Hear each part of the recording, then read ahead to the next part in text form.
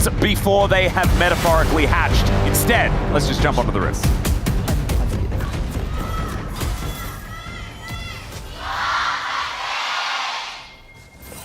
미니언 생성까지 30초 남았습니다. All right, here we are, ladies and gentlemen, onto the rift as Shiu is already in a large amount of, well, I mean, he's Ambessa, so he's not in a massive amount of trouble, but he was surrounded by bad guys, and that doesn't feel all that fun. It did look scary. I was scared. Yeah, I was a bit frightened. And then I remembered that this is not a champion that was designed prior to 2018. Okay, but it's also Aatrox level 1 with a no dash and an insanely long Q cooldown. Or no, it was the Galio actually. But Galio nor Pantheon, who I think really want to go their CC. Yeah. So he was fine. He just walked it off. And it would be very funny to me. I was kind of expecting, you know, the classic DK game 1. It's cool. They somehow win and then they get swiftly 3-0'd. Don't think that seems very likely. As surely. Oh, sharing some pixels there. Yeah, we don't. Yeah, no, I don't think we're going to be confused about that. They knew, yeah. Not going to be any surprise here, as both of these bot lanes obviously going to try and fight for the level 2. And we'll have to see. Beryl picking Carrier's skin is very cute. Yeah, he's like, I mean, Beryl doesn't play his own skins, by the way. No, he doesn't. But he has his favorite skin of every champion, and he doesn't deviate. He's definitely a man who commits, you know.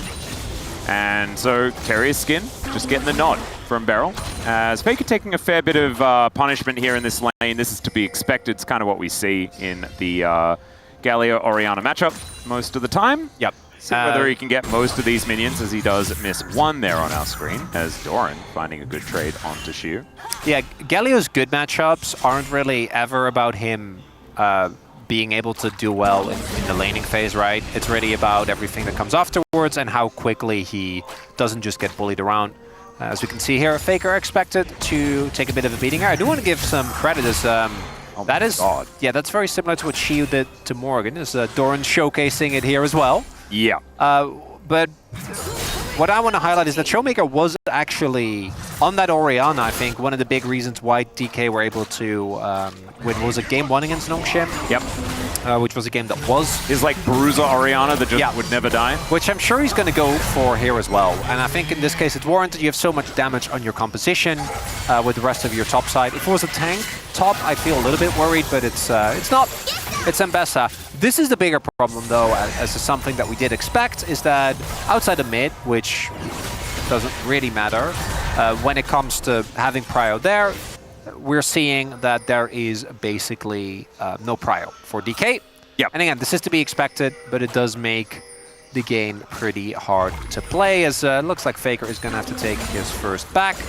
And I think it's really, once you get your Spectre Scowl, you're going to be feeling a lot better. It looks like instead he just picked up a Dark Seal and some boots, made his way back to the lane, as Owner will get spotted here. Some aggressive positioning by the Pantheon as they are all walking past this turret. So despite the fact that Owner isn't going to be able to get a successful gank off, this will still be about a wave that Aiming is going to miss out on, and that bottom lane continues to bleed. You can see already to the tune of about 300 gold, and that's getting close to, you know, first blood levels deficit. It's so telling as well, like how willing T1 is to play towards spots. I mean, look at the vision that's there. Like, there is no gank angle here for Lucid whatsoever, unless he wanted to go and flip on the lane gank, but obviously doesn't want to do that. There are, between the two wards, as well as the Scuttle, basically no angles for a bot lane gank. I also see some pings going down towards the Krug, so I think that they are aware of his pathing and what his timers are, which makes sense given the invade. Yep. But for me, it's really going to be about the skirmishes. As DK, I think, funnily enough, is a team that often, I think, plays these compositions that look for these early pickoffs on rotations. This time around, that's definitely going to be T1, as the lane swap has come through, and it looks like Shiu might just be stuck in the 1v2, but given that the top lane matchup also isn't super fun, I don't know if he's going to be too bothered. Yeah, we got some pings out onto exactly where Lucid is as well, so T1 being able to track the Jarvan pretty decently. as Beryl can try to magically journey away, but that's not before losing the majority of his health bar to an That's Aatrox. Beryl Bard right there. Yeah. Miss everything. Don't get them. Don't hit. It was odd because like that magical journey was never gonna work. But you know. guess what? Now he's got the cooldowns of Doran, and now they get Drake. The T1 swapped away. They're playing for grubs, which makes sense given that they have a ton of sideline pressure. So I think that them prioritizing the grubs makes a ton of sense.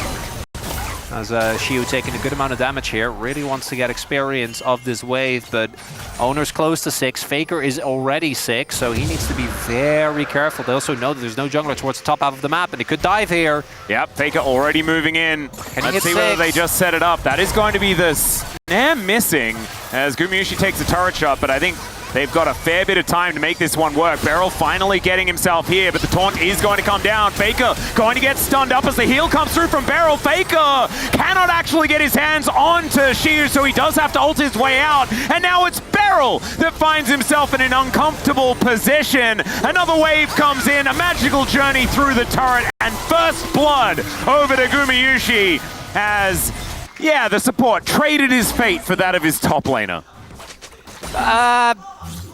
Could have been worse for DK, but the play for T1 is so successful, right? When you look at what you get out of it, you deny a good amount of CS. Beryl ends up going down, uses his sums as well. This was a pretty costly investment in sums, and Showmaker was able to crash a wave in mid, but because the kill going over to T1, they're still going to be happy with that play kill going over to Guma as well. Yep. I think is a big deal as we take another look. If Shiu would have been 6, this was so close to backfiring here, as actually really well done by Beryl, right? Gets the heal off, make sure that he gets the stun, but Shiu doesn't have the CDR yet, and the biggest difference here is obviously that T1 knows there is no Jarvan. Jarvan took the Drake towards the bot side of the map, and these type of 4-man commitments from T1 should then come as no surprise, as all is said and done. Gold lead, not too big, and the Drake did go over to DK, so I imagine there was a good amount of waves that were caught. Yeah. Kind of offset, and now as the rest of the waves are pushed out, I think T1 is going to remain at this like 500-600 gold lead. As Shiu did live, and also TP back, so didn't miss out on too much, but you can see that Doran did not get bullied. No. And is just kind of chilling, and about half a level up, as well as the CS lead that was there earlier for Shiu. Now fully gone. Exactly. Shiu does get experience for the cannon, but is unfortunately unable to walk up and take that one down as Lucid does pull the grubs out. The rest of DK are roaming over, and as of course, Showmaker does have control. That's pretty big. If they can get Shiu here as well. The problem is that Doran has TP, and Eaming obviously does not. So I don't know if DK really want a hard committer, and it looks like they also think better of it.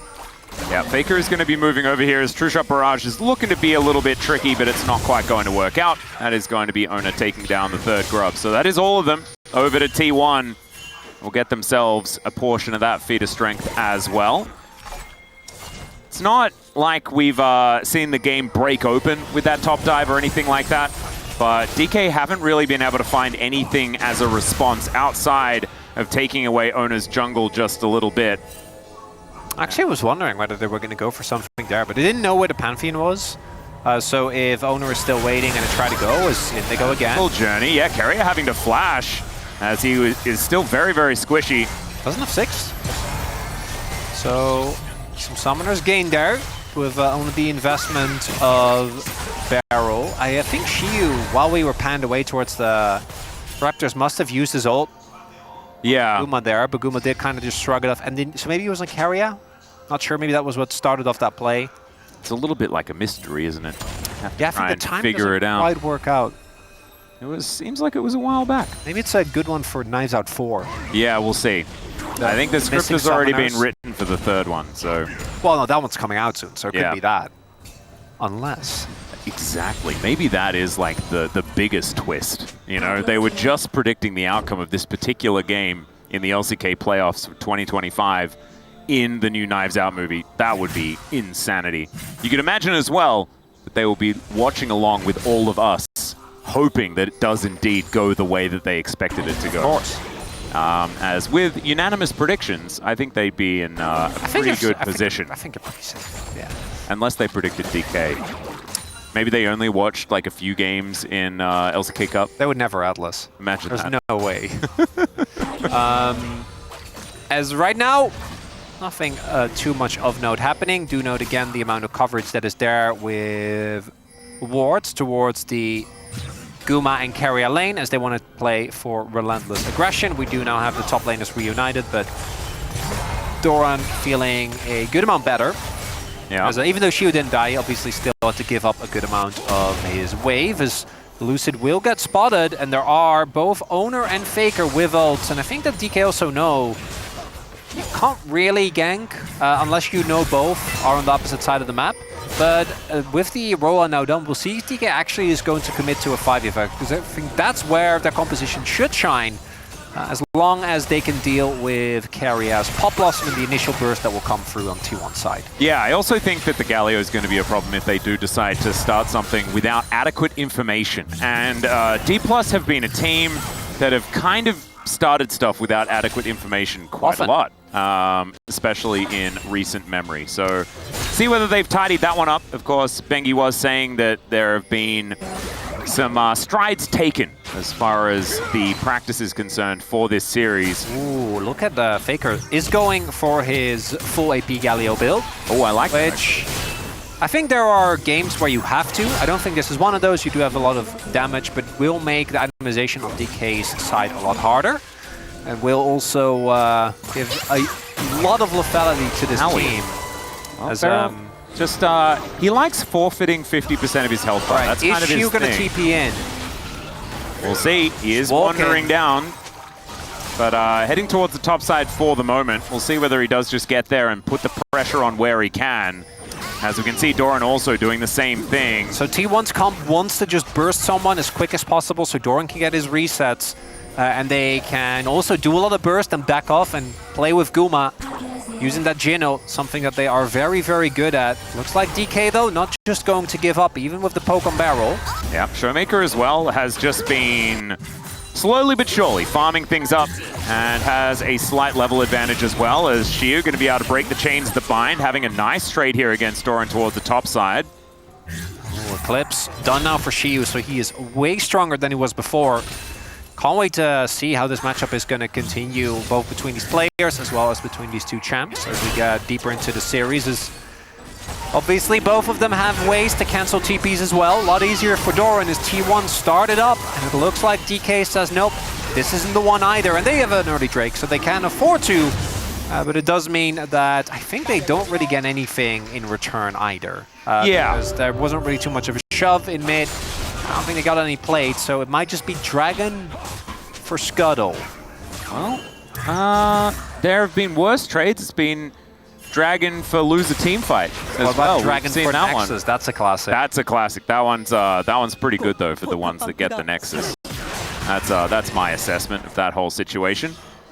Shiu now finds himself laning against Faker. Not going to be as worried about the magic shield, but Faker doesn't seem too worried either as he gets a decent little taunt off. Of course, Shiu just has shields forever, and so it is hard to get some damage that sticks onto this Ambessa. Shield Woo? What? Because it's Shiu, and he has a lot of shields. Ah, Shield Woo. Yeah. I thought you were talking about the item, like the shield bow, and I'm like, wow, his Dutch accent's crazy today. Well, I mean, we can, but I feel like we haven't reached that. Although it is 14 minutes in, I was promised carnage. Yeah, there is... What is this? This is not what we wanted, Dplus. We didn't want you to stop playing the game. No. We just wanted you to stop doing I'm not mad silly at things. Dplus. Where is the circus? Yeah, that's true. The circus is definitely not here either. Dive. I mean, T1 have an excuse, right? Because they weren't in the play-ins. So they need to get themselves back in gear. They're not warmed up, you know? Like, you got to shake your sillies out first. That's what play school taught me. The sillies out? Yeah. Shake your sillies out. If you're an Australian kid in the 90s, then you'd know exactly what I'm talking about, which is a low percentage. That seems like a pretty specific reference. Yeah. I think I'll take the round window out of here. I do appreciate you enlightening us. Thank you. Nice. It's just a kid show, and that's a song in it. That's all it is. No, I got that. If you're feeling silly, if you're feeling weird, you shake it out. Kind of like the Taylor Swift song. Yeah, I got that from context. Yeah. Not the Taylor Swift part, the other part. Yeah. All right, maybe for Herald we'll get a fight. Ooh, be careful what you wish for, So Chronicler. for T1, again, I think that they are looking to sync up, get a ton of burst as... Shu looking for a little bit of an angle here. He also has, I actually really like the Executioner's buy into T1. Yep. You can see double Sundered Sky. Can't be a bad idea. It's all right. Beryl going to magically journey a very small distance away. Deadly Flourish is going to be able to follow up on Lucid, but he's already out of danger. Bro might not be in the playoffs, but we are brewing here, Atlas. We are definitely brewing. This is like DRX Broverse levels of craziness, except the commentators, because it's playoffs, are actually talking about the game. Yeah, we need to. It feels a bit weird. I know. But it is probably the correct thing to do. I give it 5 more minutes. Yeah. Yeah, you guys are on a timer, okay? Come on, teams! Heads in the game. So it's understandable as well, because I think for T1, as much as I think their composition still has elements that will do well no matter what part of the game we get into because of how strong their ability to impact sides is, and also because, let's be real, ending games for DK has been a nightmare. But I think that if the gold lead, which has remained the same, stays this way, I really like DK's ult in actual 5v5s. If they can avoid a member getting bursted from 100 to 0 and Doran starts off on the resets, if they can keep control of the vision, I think their setup towards taking down any member of T1 is actually amazing. And they have these big teamfight tools, right, with the Jarvan as well as the Orianna. Execution obviously will have to be on point, which I think for DK in particular remains a thing to be seen. Yeah, that's a lot of question marks, I imagine, Yes, as far as that is concerned. 300 gold, though, is nothing, especially at 17 minutes into this game. So no one really with any big advantage. And the thing that I am also like cautiously optimistic about, I guess, for DK is their 2-item spikes are kind of obscene. They are really good. When they do manage to get there. Are we starting it for real? Actually, for real this time? For real, for real? Or just regular for real? Okay, Doran's walking over. Yeah, there's a teleport for Shu as well. As we have got vision on this. Carrier looking a little worse for Wear, as aiming as well, taking a bit of damage. The flash taunt to come through as Showmaker flashes away from the Galio. Beryl going to magically journey his way up and then comes back again. Kind of wishes that they were a two-way street, but unfortunately it's one way. And now DK wants to start it up, even because they invested a teleport, but they can't. Well, they can, but they don't really want to. So T1's just going to get bases in. They get the teleport. Yep. So I guess it's just a win. Also, Faker trading his flash for Showmakers, I think, is worth it because it makes Carrier's life a lot harder. And I guess it's slightly more risky for Faker because he is going for a more damage-focused build, right? Yeah, so if he does go in, maybe he's more killable. Yeah, well, also, I think with normal Galio, there is just no question of will he live if he gets focused with no flash. I do think that that is a little bit easier with this build. But this, I don't know whether DK should really be giving up Drakes for free. As you can see, Beryl comes over and gets some vision down himself. But they are stretched pretty thin when it comes to where they're looking for control, right? T1 were moving towards the Herald area, and so they get a lot of vision down there. Now, with the focus more being on the Drake, it's a bit of a difficulty. You might see a trade because the vision control is better in top side, but as I say that, there's no prio in mid because obviously Guma has prio there. And also, aiming can't ever walk up to the wave because there is 2 semi-globals waiting to be used. The moment that he steps too far forward. So in conclusion, what does all of this mean? Nothing too much. Hugh might be in trouble here. We'll have to see. Doesn't have a lot of energy. Yeah, as he does avoid the Tangle Bobs. And the Blooming Burst also going to miss. Some fancy footwork there from the Ambassador to keep him well and truly out of danger. And in fact, still with a little bit of a health advantage. But T1 have started this one off again, and aiming is here in this mid lane. What did he do? He actually hit a good amount of damage on the Guma. But Guma then took the honey fruit, so he's fine again. Oh, we are backing away again. Yeah, it was very cool because we were really starved for action. So I was like, Atlas, something, and then it didn't even matter. And then by the time I mentioned it, it's irrelevant. Well, now you got Showmaker coming down to pick up this wave because his turret is looking a little worse for Wear. As we crest the 20-minute mark, 2-item spike comes in for aiming. Okay, so Showmaker now doesn't have TP. Faker's Galio, so maybe that, no, we're trading. It looks like we might be trading. Okay, I think just Lucid, though, doesn't do this fast But enough. they also might just take Otacon as well. I mean, I guess they There could. is an Ambassador up there, so like if they do just overload on top of Shiu though, then there's a Barrel's chance in the they area. can take something down. So I but think that makes it. So I guess we just trade. it is just indeed Just a a trade. trade. Okay. There has been a kill in this game, as far as the action is concerned. Atlas, you know how this feels when you buy something and you see all the disclaimers and you're like, I'm not gonna read those. I don't want to do that. Yep. You know, and in this case, Yeah. you thought you were buying a cool action movie, Yeah. This and then the disclaimer said this is not actually a cool action movie. no, This it's is actually kind of a- like you get a new character in your gacha game, I can't. and you can't actually level it Already up lost yet me. because you haven't been to the new area, and so you've got the cool character, but you're like, well, this doesn't do anything. Atlas, is this about your own experience? This morning, yes. Oh, I don't see how this relates to the game. No. We did say they got. I know there's at they least got one 5 minutes, person- Atlas, and those have passed. There's one person that knows what I'm talking about, okay? Although he's not listening to the broadcast because he's playing the game. Oh, you're talking about Barrel. Yeah. So it is relevant. Yeah. Yeah. Everything that I say is relevant, obviously. I'm a professional chronicler. So is this just going to be, based on track record, we're going to get one team fight, T1 will fight for 0, and then that'll be the end of the game. Yes. We'll be very, Oh, yeah. Oh, wow. Yep. very, very unhappy with everything. Indeed.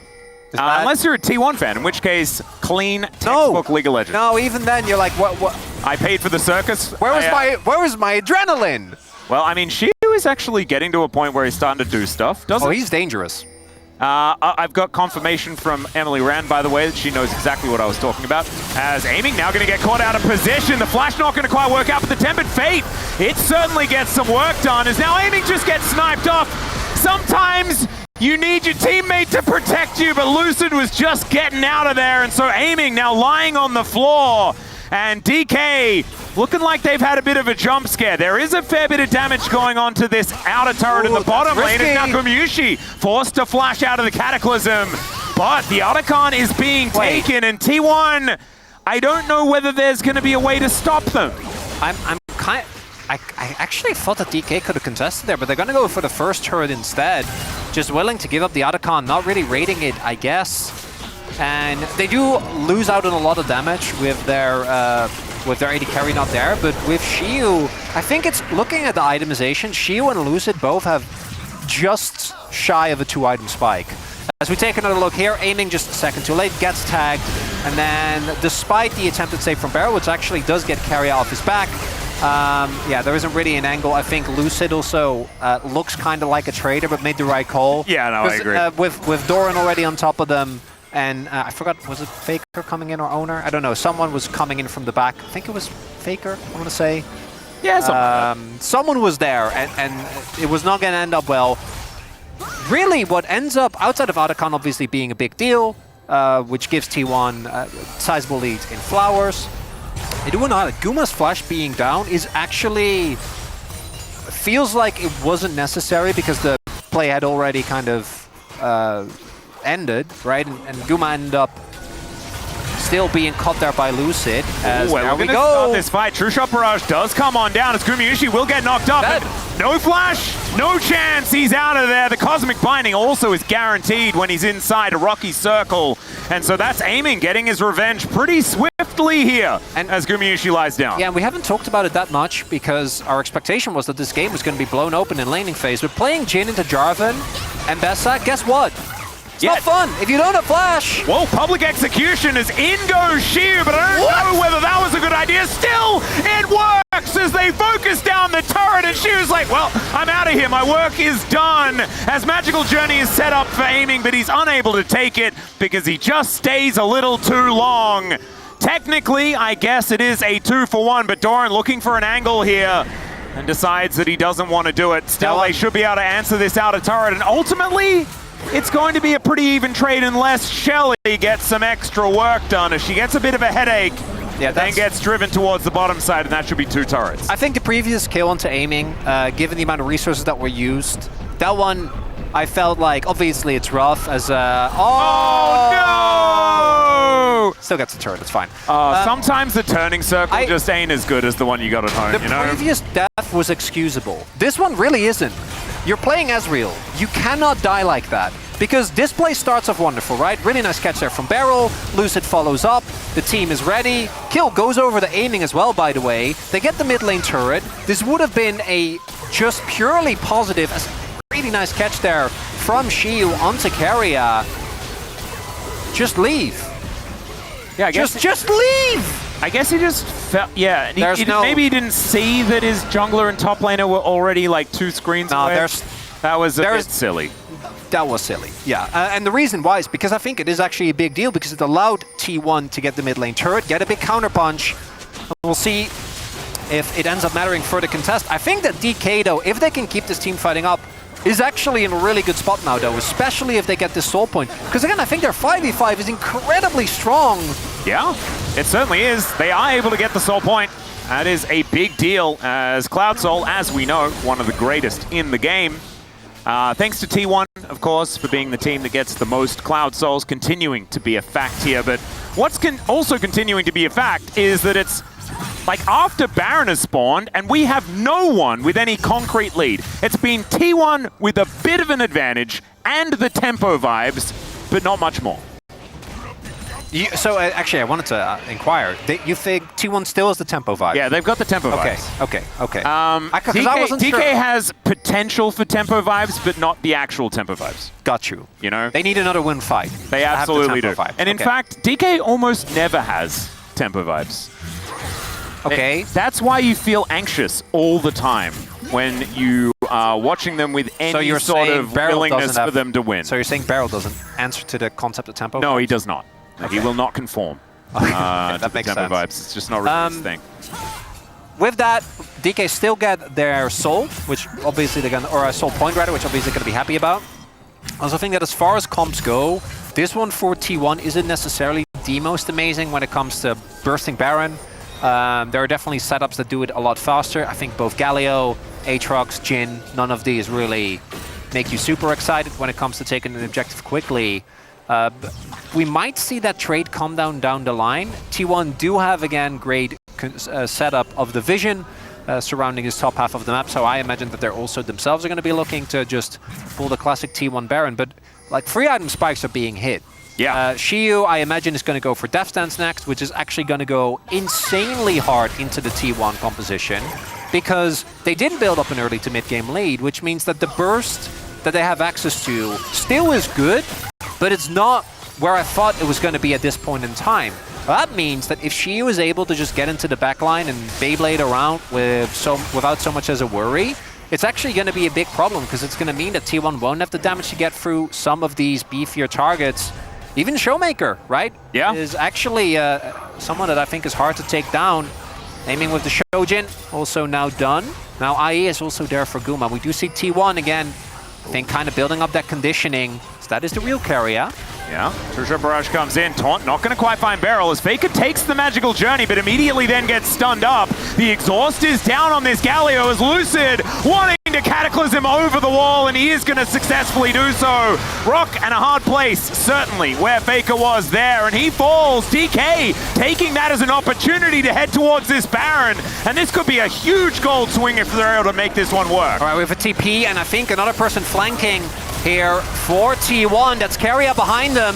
Yep, is this just Faker baiting? That's the question as Omna dives in, but the Tempered Fate is going to be there. Pop Blossom doesn't quite work as they take down Keria to start this one off. Still Shiyu, still alive, and Gumayushi. It is the steal on the Baron, though, as Omna locks that one down, but it is Baron for Ace here on the side of DK, and maybe they'd still take it, unless Doran is going to survive. This is a bit of a weird fight that's kind of prolonging things and ruining my rhythm, but that is absolutely fine. There is the ace. DK take them all down, so the Baron means nothing, and the game is still even. There's the mayhem, Atlas!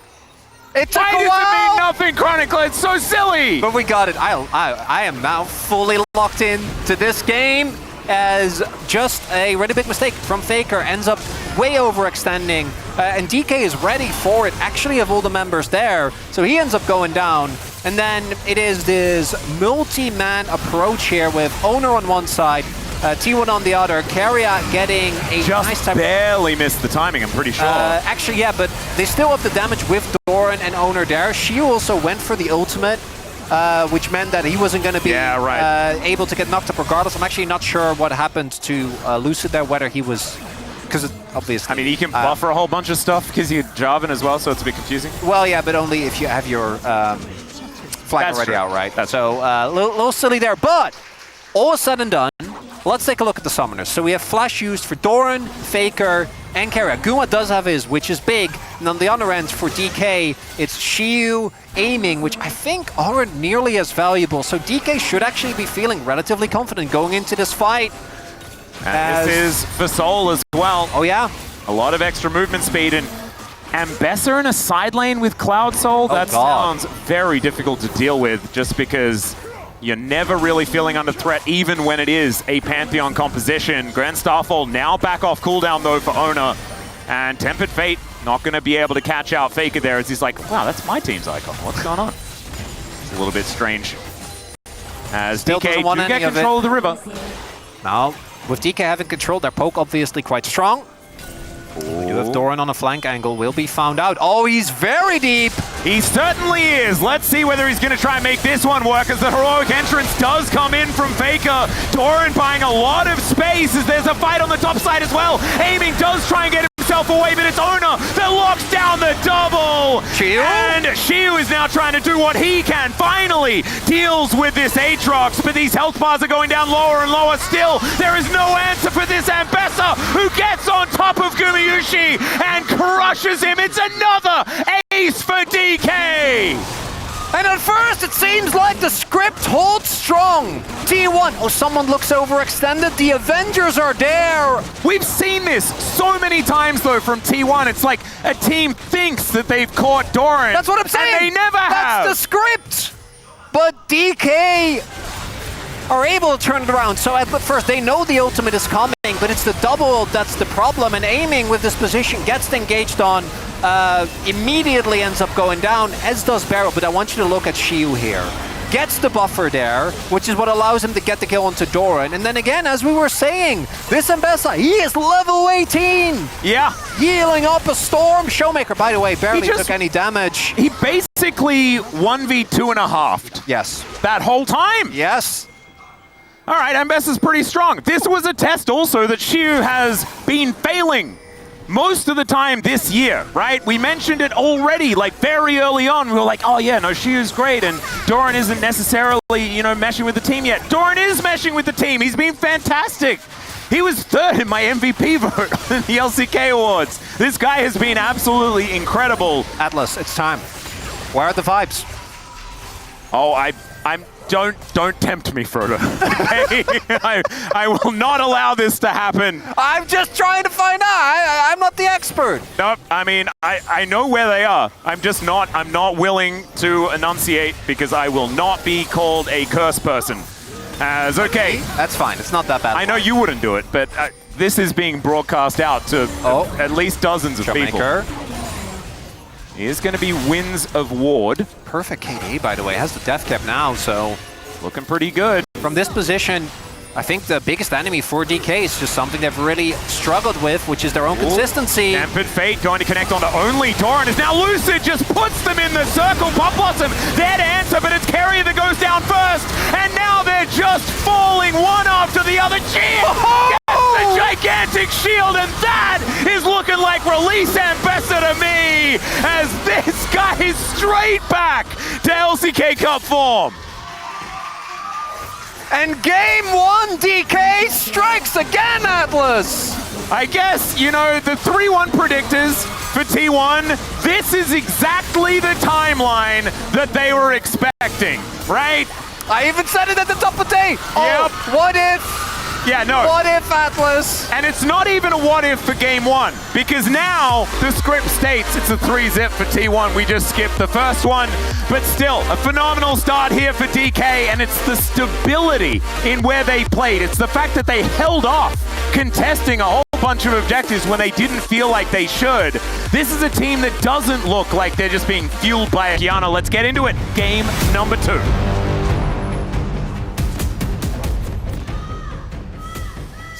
감사의 협곡에 오신 것을 환영합니다.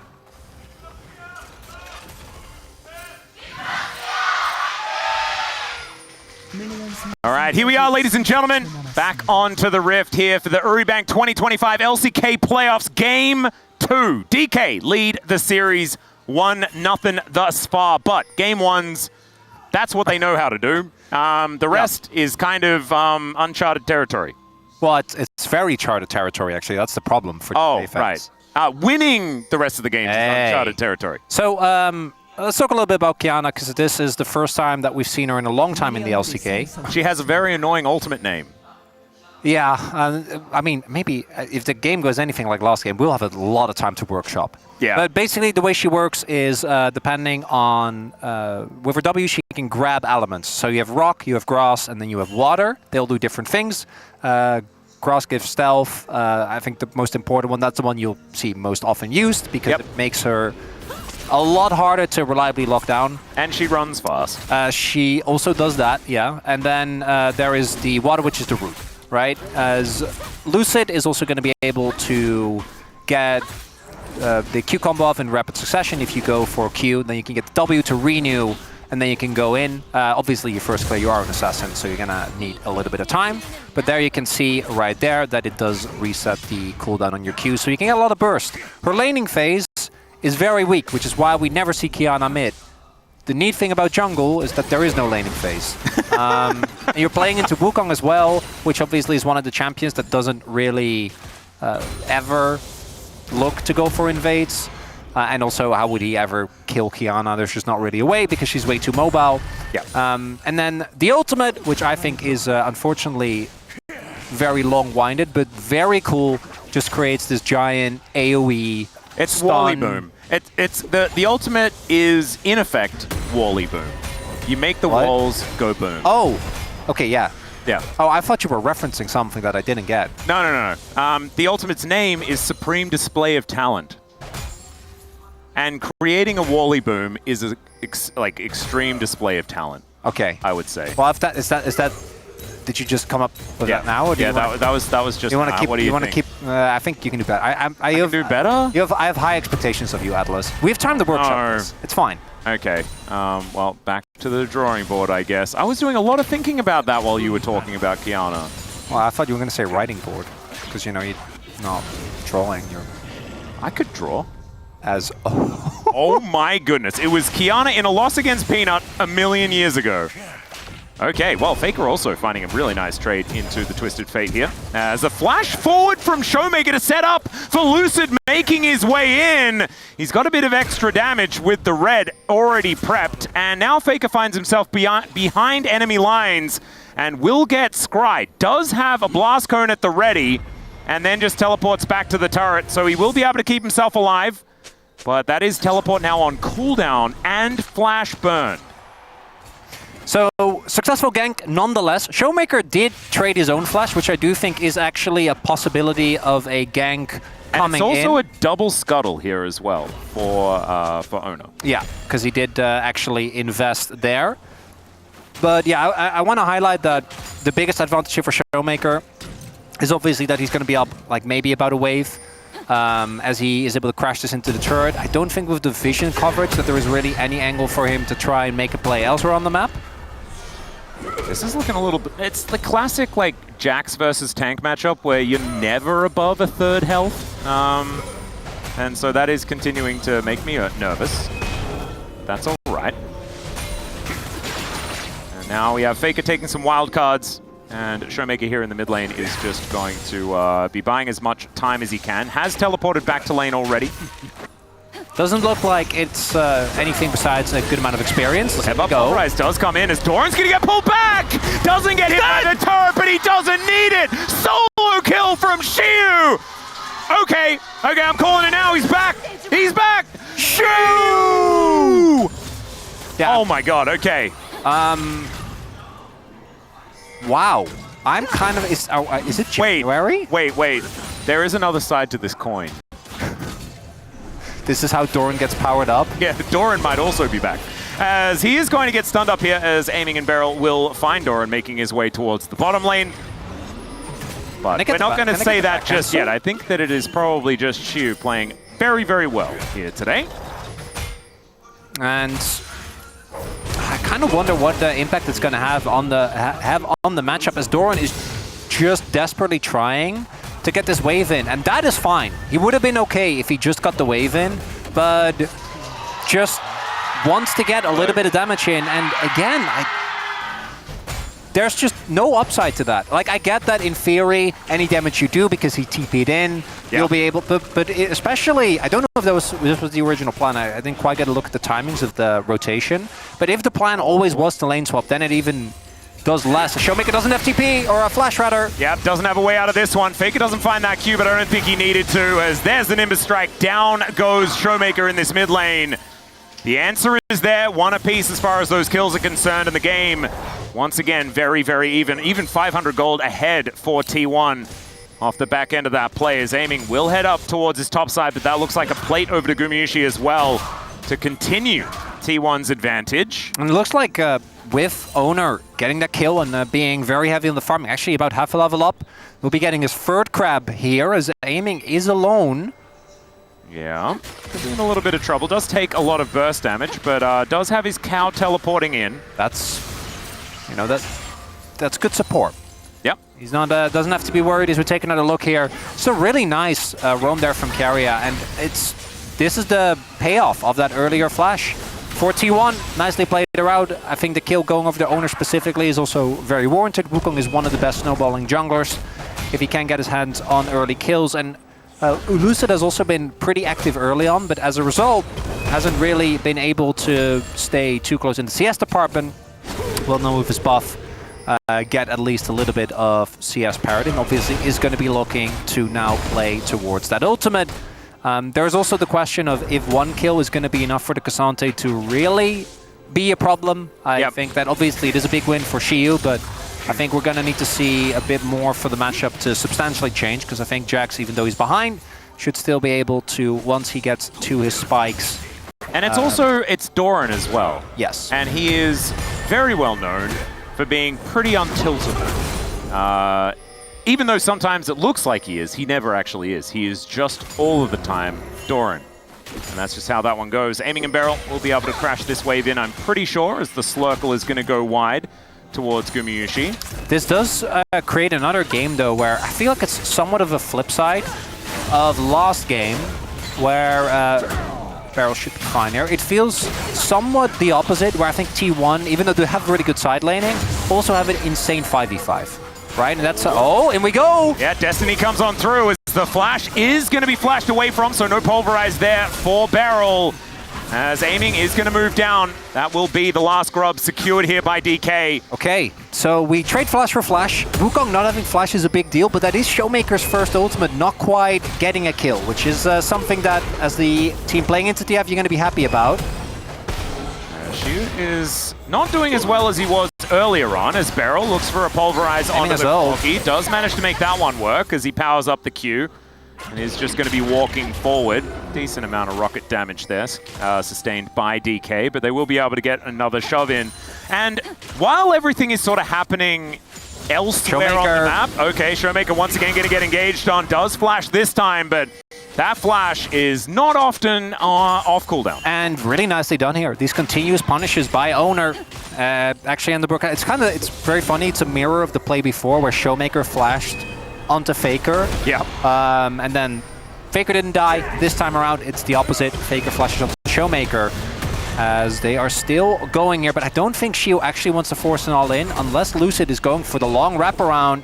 Yep, Xiu looking for a bit of an angle here as he flashes, gets the all-out, as now Doran just getting himself out of here. A little early, maybe. Lucid was just taking away the enemy Krugs, but they're setting up a dive. That is going to be the plan. Oh, Owner's on his way. I don't know if he'll be in time. Counter-Strike, is it up? Yeah, it does have flash as well. Doran does have some outplay potential, but the supreme display of talent comes down. He gets the double stun, as now Owner will find the Cyclone for the cleanup. There it is. And T1, oh man, sacrifice Doran, pick up a double kill, and that feels fantastic. And that dive was greedy. Lucid was sitting on so much gold. I'm pretty sure he's still only at the Tiamat. Now his Profane Hydra is finished. That could have actually just been the difference. Doran was so low. Not to mention, Shiyu just had a chain vest. Yes. Like, that was it. It was a very greedy dive. Owner was already big and is now the scariest monkey. Like, we are getting very rapidly into King Kong territory, Atlas. Yeah, this is Trinity Force in a bit on this back on his as next well. base. Yeah, because he is not... He was sitting on those components. There we go. There it is. Even gets a cheeky little red rock as well, as we're going to get this one from Doran's perspective. As I think he knows that there is going to be some sort of gank attempt. And you can see already, Owner is moving down. 다 있나? 나 반경 있어서 한번 받아볼게. Yep, Counter-Strike and naming his cooldowns, things like this. Knows that this is coming. The fact he gets the Counter-Strike...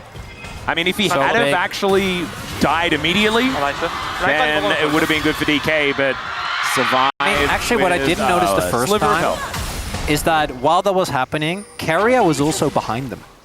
Oh, wow. So I think they were just always dead. Well, it is going to be kind of crazy. Warfare, going over to T1 as well. Still haven't seen a Drake go down. This one's getting kind of old, 6.5 minutes. I'm fairly certain, Atlas, if you could pick where your gold is, and on one team it's on Cassante, and the other team it's on Wukong, the team with Wukong is going to be happy. Yeah, I mean, we saw Kingen in the previous series. Okay, that's a whole nother conversation we didn't need to bring up because that he was an very extremely fed Cassante. No, but like it was sad. And it does tried make, like, so hard. His teammate Beryl he got so far. game. And in the end, it was 3 years, Atlas. Yeah, I know. Still, Lucid is going to be trying to throw some damage out. Like you mentioned, that Profane Hydra has been completed, but he doesn't have 3 kills. Owner does. Yeah, and so he's like 900 gold behind. If Lucid got one of the kill, or that kill towards the Jax, that would have been big. But because he doesn't, still behind in XP. It's been continuously about half a level. Showmaker is up a little bit of gold, but let's be real, we all know TF, his gold is fake. Yep. And he needs to be up, otherwise he is in trouble. What we haven't talked about yet, though, and that's where I think that the Fed Wukong and the Jax really come into play, as well as after game 1, is that aiming's Yunara is a legitimate win condition. This champion is super busted in team fights if you don't lock her down and kill her quickly. But I think aiming did have a very uninspiring game number 1. There is also the fact that a lot of the CC on T1 isn't actually cleansable. I think going cleanse is fine, it's not me criticizing that, but it's just highlighting that, like, Owner, his CC, you can't cleanse, right? Like, and he's definitely going to be the biggest problem here, so aiming's positioning needs to be a lot better than it was last game if DK want to have a shot in team fight. That is, unless we get, you know, the classic crazy big Kiana ultimates, but I would expect T1, given the experience on their team, again, they were 4 out of 5 players were on the LCK as one of the best roster the last time the Kiana jungle was still meta. Yep. And it basically boils down to do not play in chokes, do not do jungle fights, just use your space. T1 does really like to start Baron, so she does play into that pretty effectively. Well, also Kiana, I think, is interesting in that she actually is an assassin that, as mentioned, I think her laning phase is ready. She skills really well. You actually are just always a really big threat, and again, particularly with the ultimate, that just becomes sillier and sillier as the game continues. Yep, ability haste pretty powerful as well. Now has the cheeky extra 4 fields. Atlas. I think this time it is a lot better for T1. It's like kind of the flip of what we had last game. And also the ease of execution. I think for a game number 2, when you're trying to bounce back, lowering the barrier of difficulty is often a really good idea, as Shiyu gone a little bit aggressive towards Doran here, even finds that extra Q, and does find some really nice trades. Owner is moving over, though, as the ward does go down. Otacon going to be on the bottom side of the map this time around. Yeah, and we've never seen, I mean, I personally, here in the LCK, have not seen a Kiana around an Otacon, so that could be a bit of fun. Well, that could be entertaining. She does like fighting in the river, you know? Stuff just tends to work a little bit better. As we'll see, no Drake has been taken. DK was actually pretty on top of the Drake taking in last game. Haven't seen any of that, as both Faker and Showmaker have finished their rod now. And yeah, we just have Owner starting up Herald. Yeah, immediately. And DK, as they should contest for sure. Well, Carrier is going to try and deny it as the Destiny comes down, gives them full information of what's happening here around this Herald. Let's see whether Lucy can make something happen. As She was running. yeah, Carrier goes in, finds a Magnus Storm onto only Beryl. Not exactly the optimal target. A Supreme Display of Talent also not getting too much done, but aiming. Going to be able to pick up his first kill of this fight is now Showmaker. She was here. Flashes over the wall. Doran looking for an angle onto Lucid, who goes into stealth. And she protects Lucid. Doran is going to go down as now Faker doing battle with the cow. And she was flashing on top of him, aiming, trying to get amongst it, as Owner's over here as well. And that's just a 1-for-0, but Lucid goes over to the Drake, and they should be able to take that too. Dplus, I figured it out. That is Rise Group, baby! Oh my goodness, it is Rise Group, baby, but the Legend Group is not used to it. They're being pulled into the dirt! Oh They're my fighting God. in the mud! And look, they've got really clean clothes, you know, like they're not prepared for this. DK have had time to buy their galoshes. As they're still going! Yeah, but he's going to be the Rift Herald secured here by Owner. Collects the eye there at the same time as Showmaker doesn't quite have that gold card. And Owner does just worry a Trickster his way out.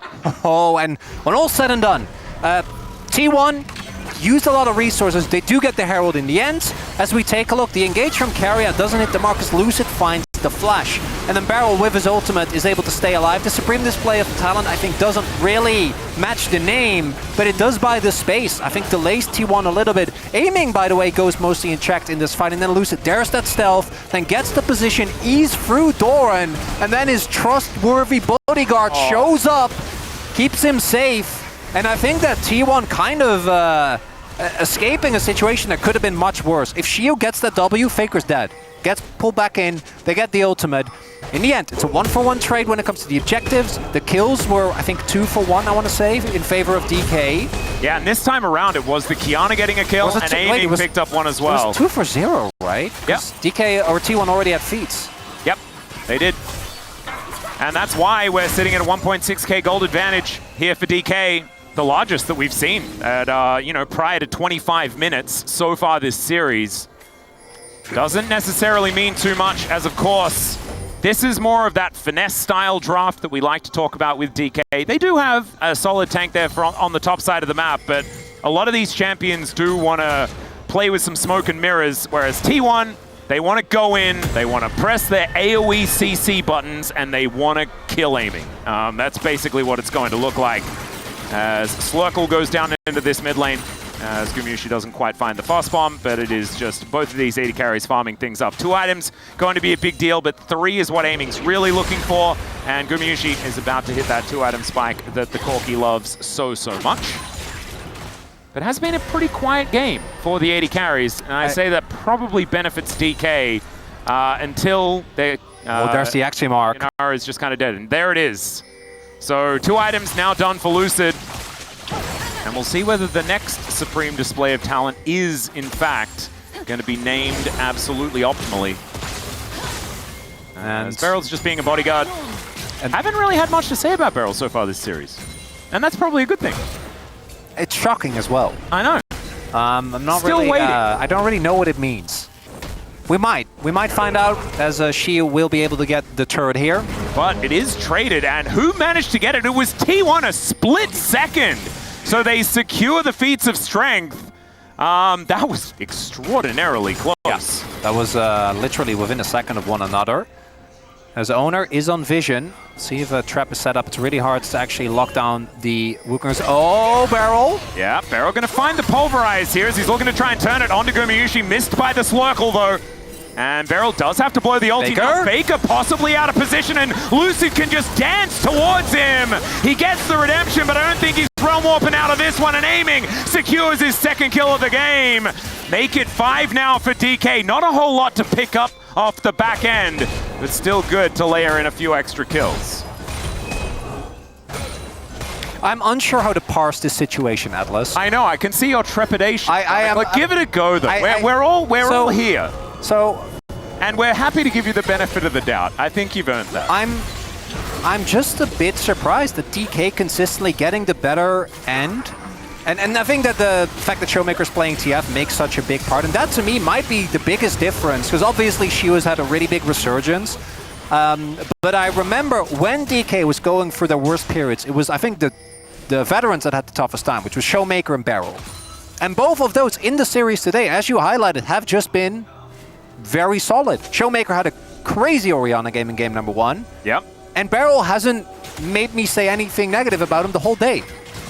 Which is unheard of. Which is unheard of, yeah. And what I do want to highlight is that these type of skirmishes actually do mean a lot, because these individual gold leads for DK eventually are going to reach a point where even if they do take down aiming, right? If aiming positions well enough, you might have to give up so much positioning in the fight and let so much damage still alive, because I think even the Cassante is a big threat. Like, I think it's hard for T1 to reliably take him down. That's Beryl. We're not going to go for that again. Yeah. And for T1, it needs to actually start with getting either Showmaker or aiming at the start of a fight. Keria, Owner, and or Doran need to get on top of these high value targets, because we're seeing DK actually play really well around this TF and continuously finding one member to gold card, take down, and then go from there. Well, you got to teleport in here from said TF, as the Rift Herald hasn't quite started her charge just yet. Will finally get into position, but she's not going anywhere, and that turret is going to stay healthy. Barrel's Beryl, low. not so much, as Lucid trying to get some poke damage down, as Shiu going to be exiting the top side of the map. Teleport at the ready. Doran also has his. We'll see. Going for a reset is Beryl. He has teleport already primed, so it's not going to be Otacon or anything like that here for T1. As into stealth is Lucid, looking for a bit of an angle towards Owner, as he does just dash back into the fog of war. Teleport in pretty aggressively by Beryl. He is just going to be able to run Should around. be Drake. Doran, yeah, going to be Bases are coming pushing through on the top side. That's just going to be the Dragon here for DK. Second Drake. See what it ends up being. Oh, Shia going to stop it back here at the same time. It was already almost definitely going to be a Drake, but the problem is the Drake is right next to an Otacon. Showmaker is going to immediately DK, start up. That's a gamble. Well, they are known to do that, as they are 2.5k ahead, but that may change now, as we've got an Ocean Soul. They are looking for a turn. Wait, Barrel's behind him. Oh, no. Barrel's in that little pocket of vision, I think. The Assassin Cow, but we're not going to know for the next little while, as Cassante is showing on vision. The rest of DK are going to back. There he is! There's the Destiny! He pulls off Gumayushi as Shiu dives in. Guma just flashes away though, and Shiu is instantly evaporated. And now Faker is going to make his way in. Beryl just gets him out of there with a headbutt. But without Shiu, DK may just lose the Otacon, and they may lose more as well. The flash counter strike from Doran, and another double comes through for Owner, as now Carrier is just picking them off one after the other. Lucid lying on the floor, and aiming is taking an outer turret in the mid lane because everything was going wrong. And that too is Rise Group. Otacon. Oh God, you called it. We knew. Has a Siren's Call that DK cannot deny. Colossal win there for T1. They get the team fight. They get the objective. They get a ton of bounty gold as well. If they get the inner as well, this is going to be a monumental swing. Looks like that might be the case. And yep, and that is the exact gold lead DK had before they went for that Otacon, now being won by T1. 34-3 is the pedal count. That's a lot. That's a lot. As Beryl, of all the members, Guma is the timing just off there. If they can kill Guma, the fight is obviously won, but he is a Corki. He's able to flash his way out. And you can see as well the rest of DK. I kind of am wondering maybe if they could have stuck around, but it's so hard. Getting access to the pit, not going to be the case. As T1 finally found the team fight that they were looking for. Kind of handed to them partially, I gotta say, because obviously DK was already taking a beating from the Otacon. And T1 now 5-0 is Owner, but it's been him that has been getting the kills. I think it's been Doran that's farming the clips on this Jax. And that is with him getting solo killed. Again, I want to remind everyone. Just so incredibly it's Doran, so Doran. The one of the more Doran things that can exist.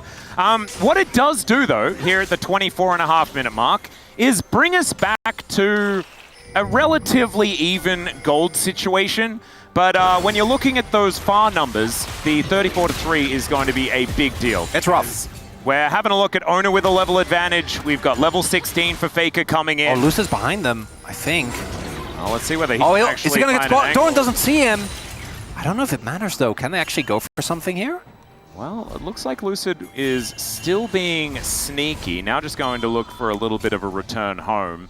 The Baron is up, and there's vision everywhere for T1. And this time around, T1 is going to chew for that very quickly. Yes. It's a lot better than last game. He's back in again. It's Guma. Yeah, Barrel is flashing forward. There's a Supreme Display talent, and down he will go! They make sure of it there as well, but the Cyclone for the follow-up. Showmaker not going to get knocked up, though. And he does find a card. Isn't going to be able to use it, as we can see, is Shiu. Still getting taken down relatively low, but DK this time do manage to get their pick. Okay. What does it mean? Was it worth it? Because Lucid at the flash, they used a lot of health bars, a lot of tempo there on that play, and it doesn't really lead to an objective. If that was a dragon, if they got soul point off that, I think you might have been feeling good, though I gotta say, into the T1 comp, I don't know how much value you're gonna get out of Ocean Soul. That's a good point. I guess Guma is slightly more sad. As here we have Barrel getting Guma's Valkyrie, and then Lucid does find the kill. They are able to stall it out a little bit thanks to the redemption. It doesn't end up mattering too much, and an Owner looks for the counterplay, but gets exhausted, so doesn't actually get too much damage down. Shiu on Barrel also there to protect. But that's a nice little bit of influx of gold for DK. That by itself isn't really... I feel like DK are in the position now where T1 was last game, where I think that the composition for T1 just kind of plays itself. I think that DK had their moment and choose to, you know, lose themselves at Otacon. And then, as we have been told, that's not a good thing. Yes, it was a generous delivery of all of the tempo vibes over to T1 in that scenario. I also think T1 should be able to regain some composure. Right? This is something we often talk about. When you do fall behind unexpectedly as an overdog, can be hard to bounce back. We'll have to see, though, because DK still Lucid, level 14. Once he hits level 3 in the ultimate, especially with Axiomark, that can win fights from very, very absurd positions. Drake is about to spawn here, but it's DK that is trying to regain control. T1 have control of the river. Yep, Slurkle flies out, doesn't really get too much done as T1 will be K-ramming for the moment. Everyone here in position. Faker a little bit off to the side, as we can see, but has started this dragon already. Shiu on a flank angle, level 16 here for Showmaker, as there's the Destiny.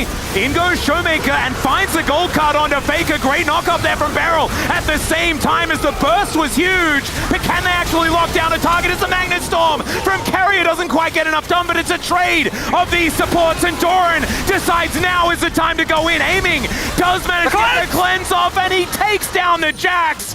It is Lucid that falls at the same time, so in the end, a 2-for-2 trade. As the gold card comes through, Faker a little worse for wear now, as Showmaker looking very healthy. Gold card in position, and T1 have the jungler. They don't have the health bars to make this one work, as Gumushi does show back up again. And we are going to see that it was indeed the Dragon secured by T1 in the end of that, but ultimately a pretty even trade. An all-out brawl, as you can see the damage there. The stun, the damage from Aiming, who can walk up thanks to Barrel and Lucid's ultimate. They don't quite get the perfect situation though with Shiu trying to kidnap someone. Good interrupt there from Barrel. I'm pretty sure T1's trying to get on top of them there, as unfortunately this time a little bit too telegraphed. That said, Aiming not having sums is a really big deal. And they lost that fight, but they got the objective. So I would say T1, not too sad. Owner is going to have Flash soon. He will be able to engage onto Aiming from such a long distance. And for a large amount of time, Aiming isn't really going to do anything, which is making me believe I will be shocked if T1 doesn't just pull the trigger on Baron very, very soon. That's kind of what we're looking towards. Yep, and we know that they love doing it. So it would make a lot of sense. Immediately, that Baron vision is going to be cleared away. Beryl was trying to get something in there, but isn't able to really make it stick. As we have 3 items on this Wukong. He's 2,000 gold ahead. Yeah. Everyone else on DK has a lead, apart from that guy on your screen right now, level 16 on this monkey. And sometimes we're like, oh, but all the money's on the jungler. It's not ever with Wukong. This guy can really take over games, and that is what Owner is showing us right now. We'll have to see though, the fights are still very, very close. But that one could have gone either way. Again, I'm looking out for Lucid to get a third item and get level 3 on the ultimate. Then on the flip side, Faker just now dinked 18. Doran is probably going to be looking to finish his stopwatch next. He's been, or his his Sonya's. He's been extremely aggressive, and I think he needs to be for this composition to really work. And there you go. Yeah, they're starting it up to the surprise of no one. Yeah, and I think that what they're really looking for is to keep doing this until DK missteps, and then they turn onto aiming. Owner has his flash now. There's a window of about a third of aiming's flash cooldown, where I think that T1 have a really, really good angle in the fight. But we'll see though, DK doesn't look like they're making any big missteps thus far. Not quite. She was trying to get that lane shoved out towards the bottom side. Now the Jax shows, and so it might mean... Should be Edge of Night. Okay, let's see whether he can actually put that one together. I believe he went back to base relatively recent. Never mind, he is going to be heading back home. Does complete the Edge of Night. There it is. Still incredibly far behind, but has the same amount of items because his ones are just kind of cheaper. They are. Feels good. Yep. So Lucid is going to be pretty dangerous and now does have that extra layer of safety, which will feel pretty good. Now going to be taking the blue buff for his team as well. But man, like, I swear, every other like best of 5 we've seen DK in have been incredibly volatile. Nothing has been like this. Nothing has been this close for this team in the play-ins, and now we've got like, I mean, we've been holding our breath, I feel like, for the entire first 1.5 games, as Beryl is going to be ghosting away from Owner and Faker, who do decide to get in with that Realm Warp. Look how quick that cow is. Establish control, exactly right. But Showmaker has Destiny, right? So starting off this Baron can always be a bit dangerous, but the teleport comes through from Doran. He gets on top of Showmaker now, whose gold card does absolutely nothing. And he ults. The Destiny does come on down as now Aiming is trying to deal with Doran, who also goes golden, and the redemption is going to be there. Doran for Baron. I think T1 is saying worth on that one as Aiming, yeah, he might get another kill, but these turrets are just going to start falling. And Lucid attempting to flash over, steal the Nash, not going to be the case. And as you highlight, that's a trade you'll take any day of the week of your T1. The selflessness of Doran once again, it knows no bounds. Should also set up for a second Drake for them. Well, Xiu's going in, Beryl with a bit of a bait and switch, but Xiu may just go out, and not all out, just, okay, he does manage to make it. But I thought that was going to be a repeat of what happened around that Otacon fight as well, as Showmaker able to get some damage onto Faker here as well. Okay, they are still holding on, but they're not going to be able to take this dragon. Yeah, they do take a lot of tempo out of Nash though. I think that T1 was really looking to push a lot more aggressively there, because with a lot of resource being thrown to Xiu, they do get the sums, right? Like Xiu now doesn't have flash, Showmaker doesn't have flash. Also, we gotta check back, like, I'm kind of wondering what's happening with Showmaker here. Did they not have vision of the TP? Because there's no way as TF you'd ever walk up to, like, it's Jax. There's a lot of top laners where you can do that.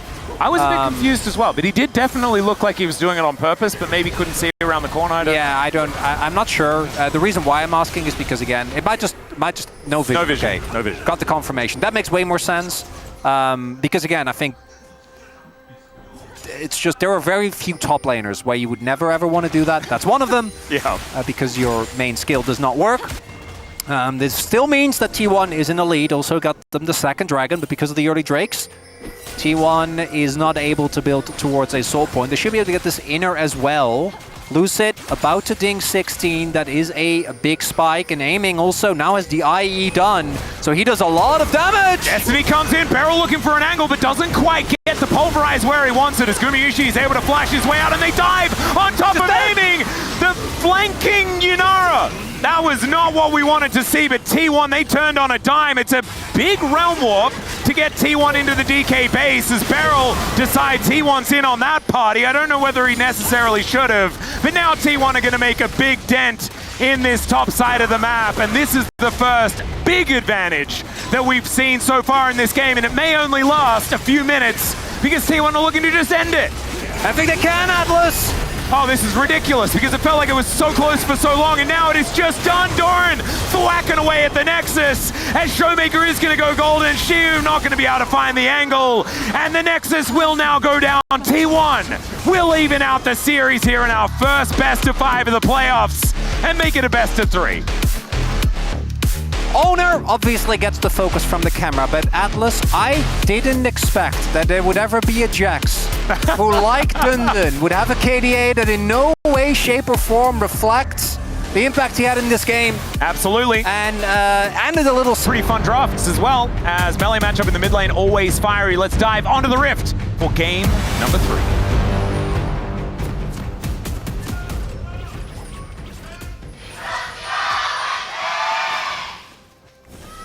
소환사의 협곡에 오신 것을 환영합니다.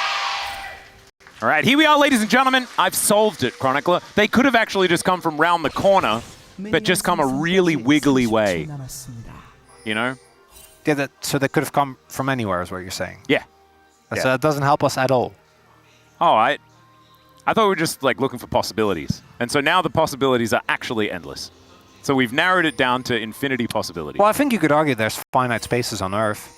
And also it's probably limited to Earth. Well, that's the big kicker, right? But, So it is actually limited. Is that even necessarily true?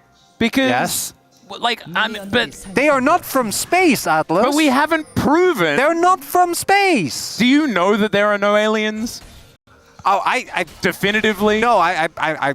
Do you think that there's That's probably intelligent life out there? That is a whole different conversation. Statistically, I've been told it's a certainty. I don't have enough. I don't have enough intelligence to parse this, so I'll believe the experts. But do not let me sit here and tell you that I. What? I don't know. I've already lost it. Can we lock in? I'm trying to coast a video game. We were so locked in for the first 2 games. I just know. needed some silly, you I know? know, I know. I really did. Showmaker has gone Grasp, which I have not seen on Yone. Oh, God. Sunfire Cape first, BDD Yone Flare. You love to see that. You don't actually. So Showmaker's Yone, as any show or as any DK fan will know, is somewhat notorious for not being the best. It's not his greatest chance. Although he has found some moments. I feel like some of the big plays have worked out for Showmaker. This though is not working out thus far, as Carrier doesn't quite find the Zenith Blade. And they are getting shoved in towards the bottom side. Shio also having a good time, as to be expected for the Aurora as far as shoving the wave is concerned. As Showmaker just going to be recharging that health bar as much as he possibly can. Also cancelling a bunch of autos for fun. Let's get the shield. Yeah, as he does unbind the soul, but he's going to need to rebind. The flash comes forward as Faker flashes after him. Takes a couple of turret shots, but Showmaker is going to go back home. That is just a flash for flash in the end, but I think as far as like the battle is concerned, Faker wins. As Zenith goes in, Beryl gives Gumushi the door, and Braum. Yeah, for me the biggest difference between, even though this was obviously an error from Faker, he doesn't need to flash there, because, you know, he's already won. He's already won the trade, but wanted to try and get, imagine the final empowered auto off. Him not having flash isn't nearly as detrimental as it is for Showmaker, because he has so many built-in escapes with his E and his Shroud, and for Lucid, there is still an opportunity to try and gank if those cooldowns are down, but for Showmaker, it's Q free, right? Like once you get ultimate available, you have a little bit more safety. As we do see the trades were up until that point somewhat even, but the CSing has not been, because again, Dorn is expected to lose early on. This would be a really impactful dive if they can pull it off, as Dorn is rather low. We'll see if Lucid cancels his base or if they're just going to take it. And we do see that there was a suspicion on T1 because Owner is pathing directly towards that lane. Made sure that he stayed out of vision as well, so if he oh, never mind. Okay, well, now he's definitely going to go back on. Oh, he has the base, yeah. We'll see if there are some lane swaps abound, because aiming is also... I mean, I don't think DK should want a lane swap, because bot lane matchup isn't that fun, but top lane matchup is really, really, really fun. So I think you just want to stay in that as... Oh, Barrel. In they go. Possibly a little too far up as he does manage to get the the passive onto the Leona, but it's just Gumayusi killing Braum. So Beryl goes down. Now Lucid finds himself in a 1v2. TP. Does have the permafrost as there is the teleport in from Shiu, who pops out the weirding, but it's Lucid that's going to be going down, and I don't think this play will be salvageable. Even if Gumayusi goes down here, it's still a trade-off for T1, and it is going to happen, so at least Shiu does get that, but still a disaster. I mean, is it? Well, I mean, I guess it's kind of okay. For some reason, I felt like 3 people died on DK's side. Oh, I get it. It's because I think it was aiming was monstrously low. But when all was said and done, Guma used Flash. They got 2 for 2 kills. 1 kill going to Aurora, which is a big deal. Is Beryl? No. Beryl doesn't have Flash. Okay, he's fine. Somewhat okay. Yeah, yeah. That was a bit of a hard force from DK. And do you know what it is? I'm in plains mode, right? So I expect all the plays to go really far in one direction. Guys, that's Leona. Yeah, with Aftershock and Eclipse. Wait, does he have the mean? But I mean, he definitely has Eclipse. He's not taking damage. Look at the Freljordian brothers going at it here as they do manage to. Okay, yeah. Shiu was a good teleport. Shiu's teleport actually saves that game because if they just 2 for 0. And that's the end of it. That would have been it. That flash from Guma, not great, because again, it's... Come on, guys. It's Aurora. I think the passive at this point should be just respected. If you flash earlier, I think you might actually live. But not going to be the case. Wanted to hold on to that, gets punished for his transgressions. And... The thing that we need to look at is what Doran was able to do with the fact that he did have a free lane, I guess. Because it was a big overload on DK's side. So, it was, but because aiming, I think, got out of that relatively early and just went top, like... Yeah, so I guess it's just fine? It is just fine, yeah. Huh. Well, I mean, that is what the gold will be indicating. As we can see here, it is even. So the biggest issue is obviously, which we haven't addressed, is that there's 2 kills on Sivir. Yes. Which is a big problem. The saving grace for DK is that their backline access is exceptional. But they have a lot of issues they need to deal with in this draft, right? There are a lot of threats on the enemy team, so sending everything towards a Sivir isn't necessarily an option the way it is normally, as it looks like Owner is just going to get one of the earliest Drakes of this series. Yeah. Definitely the earliest for T1. Only been around for a couple of minutes. I think it's about the same clip as game number 1. Yeah, but that was DK, right? T1 have been very... Yeah, I'm just saying, like, as far as the longevity of our dragons. Very true. Chemtech, that one's going to be left for a long time, as we know. Yes. It's very scary. Sparrow's going to give him the door. We do have aiming coming back. And it will be a nice spell shield there from Gumayusi, but otherwise, not too much to worry about. Having a look here in the mid lane, Showmaker is down by about a wave. Something like that. Faker keeping up the pressure. Here's Akali, looking pretty good. As teleport in from Beryl, but T1 are still waiting. Aiming, just press W into that brush. As Beryl is going to spot them out. Does land the Winter's Bite there onto Carrier, but he does Zenith Blade forward still. Hasn't pressed that W button, and that is a lot of damage. Oh, there's 2 members for T1 here. Yeah, Faker was moving up. There was also Owner in the area. Oh, they got 6. So it's just going to be grubs. I don't really think that it's diveable now with aiming having the calling available. Yep. There isn't really anything being traded objective-wise here, and I think it's because the prio is so firmly in favor of T1, right? Faker's winning his lane, bot lane is winning his lane. The only lane that DK have is specifically the top lane is, oh, maybe Shiu can join this. Would have to run over. There's a cheeky little angle there from Showmaker being looked for as Faker wants to pop the passive, does manage to do so. Shuriken backflip gets him out of there, as only 1 grub did get taken there by T1, as the rest of DK are going to get into position to try and take another. Yeah, Showmaker was able to base, TP back in, and he has the Hex Drinker. So that is actually a really valuable item towards the top side of T1.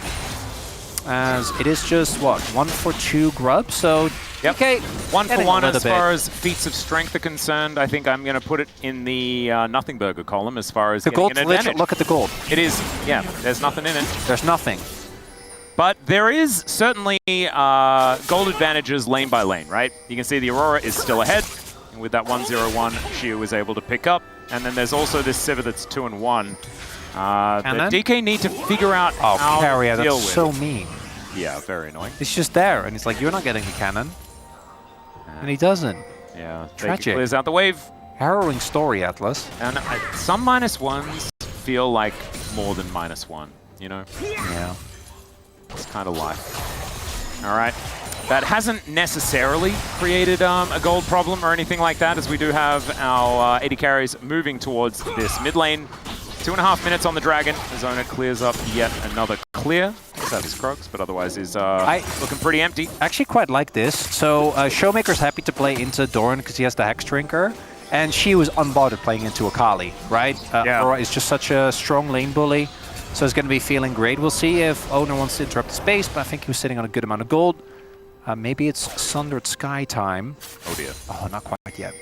It's a little bit of a scary Soon. if you're the enemy team. But he might have it by the time that Dragon does come up, as Doran is on vision. But Showmaker still needs to be careful. I think if you spend too much time in front of that flamethrower, you're going to be feeling uncomfortable. So the downside of this is that it means that one of the biggest winning lanes for DK is no longer applying a lot of pressure, right? So it's good for Showmaker here on this grasp Yone, as Lucid continues to play. Yeah, he's going in. Flash out from Carrier here, as now Gumayushi could be in trouble. A little bit off to the side, but does have on the hunt and finds a lot of damage in that Boomerang Blade. Essence Reaver now completed, as, of course, it's Aiming's favorite item. He doesn't quite have his yet. Nor can he lock down that CS. That was a little bit uncomfortable, as Gumayushi just going to continue shoving waves in. But you're seeing as well, right? The lead for Shio, I think, is going to be less because Fake also we saw doing a really good job in the 1v1, getting great trades. Yep. But it's also not a matchup that, like that Aurora into Rumble matchup, Shio will be as comfortable with, having played against a lot less Aurora top or Akali top. Should be fine here. Yeah, he does bounce to the other side of his between worlds and clears out the wave at the same time. Pretty handy is that particular button, as Faker can press the backflip button, but I think he would die. Akali, unfortunately these days, not quite able to stealth under turrets. Did you just say unfortunately? I liked it. I liked playing Akali. Atlas. Turrets are kind of annoying. You were an Akali player?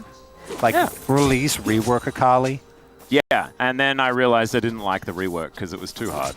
That, it was much easier when that you makes just complete pressed sense. Q and then pressed RQR and then R again and then never pressed E because it scaled on AD. It was really weird.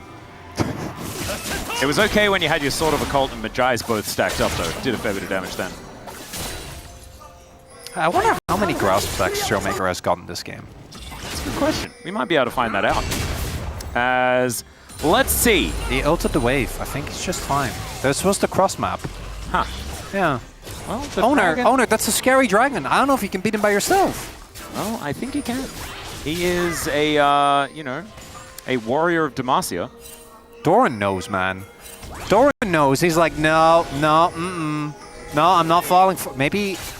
Oh, no, Doran, you are right. You're right, Doran, you're right. Yes. Look at him go. Yep, just staying back. There might be a couple of plates here for Showmaker, but in trade for Double Dragon, it's going to feel pretty good as he does make it back to the wave, as it is thinning out. And DK haven't been able to find nearly the inroads that they had in the previous 2 games. Are we going to go again? This time there is a carrier in the area. If at We'll first you don't see. succeed, I mean, they have a lot of burst, and Doran doesn't have ult. it's a flash in from Beryl, but he doesn't really find anything. The redemption comes down, the solar flare is there. Ulti from Showmaker, and they lock down the kill. Still Lucid, could be in trouble, but Aiming, the cavalry have arrived. And the turret is going to be enough to take down the Sejuani, but make that a 2-for-1. And DK going to be feeling a little bit better. It's still not the best trade. We'll see. If Showmaker can make his way towards the bot wave, and they can get carry as well, then I think it's a good trade. Let's see. Yep, Carrier, of course, is pretty tanky. There's the Eclipse. As he finds the Zenith Blade, Shio has so much burst damage, but still Carrier survives. Yeah. A plate will go over, but that is not what they wanted there. And Faker might just be able to take this entire turret. Yeah, it's a really big win for T1, because Faker's going to get the turret, which is huge. Doesn't quite get the final play, but still going to be happy. Gets the turret, so that is...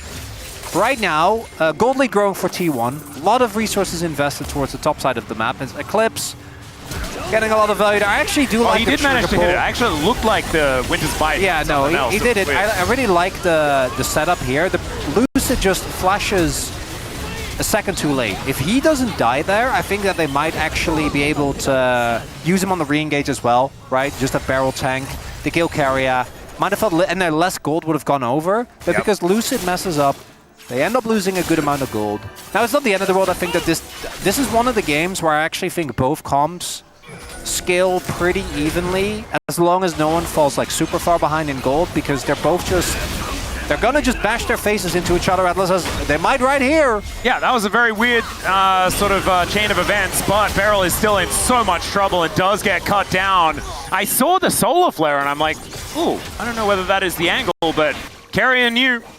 They just come in, they take down Beryl, and this is feeling like a lot more of a Beryl game than we've had the last couple. I don't know whether that is a great thing, as at least Aiming is able to clear out this wave. And Lucid looking for a bit of an angle here on a Carrier who's just playing with reckless abandon. It's Showmaker's turn to have some free time towards this bottom side. By the way, Faker went just Storm Surge, making his goals in this game very clear. Herald taken. It's going to be feats going over. Now it's DK looking. Yeah, there's a redemption, as Lucid's health bar is going to be okay. Aiming actually picks up a bit of a heal, and they get on the hunt from Gumayusi. That is about it. Meryl shows him the door.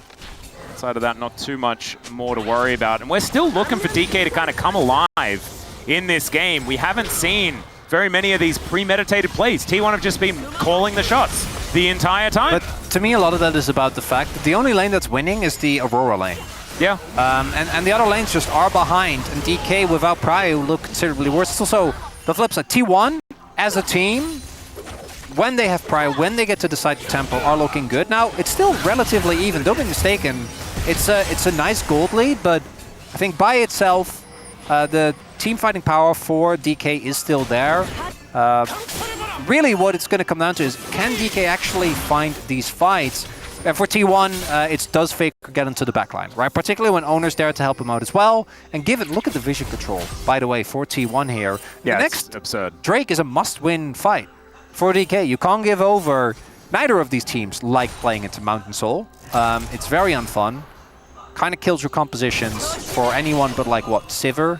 Yep. As I guess Guma wouldn't really care, but and look at the control also there DK right now. has the Sejuani on their team, right? So if they're the ones getting it, then Lucid's going to be an actual tank. He's going to pretty much be unkillable for a lot of them. As Carrier looking for a reset, but is on a ward, so not going to be able to find that angle as Rona gets over towards these Raptors. So 30 seconds left. Dorn just finishes an item. Showmaker does have his blade. That is very important. He needs his item very, very badly, and then he Chio in the fight. That's a no-brainer. If he can get a big ulti off, and if DK can actually play a front to back, I think their comp goes so hard, right? Like just Lucid and Barrel on the front line, aiming behind, Chio on the flank, Showmaker looking for big ult angles. I don't think they'll get it against one. Again, look at the bot side. Look at the vision. It is very red down there. It's lit up. It's all right. They clear out the last remainder of vision here on DK's side. Beryl getting in there. Still Herald as well. Oh dear, that's actually very scary. Rona with those purple hands, wondering when to use them. Showmaker going to be rotating up and is spotted on control vision. Faker there as well to check him. The poke. Yeah, Zenith Blade doesn't really find anything there, but you can throw that one out as much as you would like. Showmaker still has this dragon busy. Yeah, this is a must-win. Here again for DK. Maybe some poke on the carrier. Yeah, there's the knockup from Showmaker. This is actually decent damage as they do layer through the ulti, but Showmaker is forced to snap back. Ooh. And now Carrier is going to be forced to reset. This could mean that T1 give this one up. They can afford to. Well, see, no, teleport is there for Carrier, so he can come back at any time as Between Worlds comes through for Shiu. Has actually the backup of this culling. As Ona flashes away, Showmaker goes in, finds Gumayusi! And they're now looking to take down this Rift Herald, distracted by Shelly as she gets permafrosted, but they do manage to get the turret, and the Drake has not been taken. 25 seconds on Guma though, T1, can they defend? Oh, the health bars are kind of low. Showmaker should be able to TP his way back. They don't have Guma, which is a lot of damage, not there. T1, again, they could afford to give this up. No, T1, I don't think they are going to. But DK play with confidence as they should. There's one stack. Yep, they found it. As now Lucid looking for the angle, they sweep the area to make sure that Faker is at least visible. Guma's gonna run. I think is. DK's too late. Yeah. And Gumayushi is going to be running his way through here. DK, I think they have a small window to try and make this happen. As Beryl is going to be swept. There is the Zenith Blade. I think Beryl is just dead as the Equalizer does burn him down. Showmaker Faker behind him! Faker finds it onto aiming. He is just dead. No second ulti required. And now Doran is just walking through to take down the Sejuani. Once again, DK try to take more than they're allowed to. And they get Guma. But afterwards, there's just too much time spent for DK. Not really get. Oh dear. She not going to get hit by that 5-point strike, but doesn't get over the wall. And the Zenith Blade will find him. Takes a bit of time, but then the Q is going to be found there by Faker. So it's gone from bad to worse, and that felt a little bit like rubbing salt in the wound rather than a game warping play, because the game had warped away from him. As we start off pretty good here, even though Shiu doesn't get the kill, Showmaker is able to with a nice flash Q free. As he's dead. We'll see the game. Oh! Wow, that was very, very close. Gets a nice knock up as he ults his way out. Showmaker, okay. That was pretty sick. Unfortunately, nothing really came of it outside of losing a turret.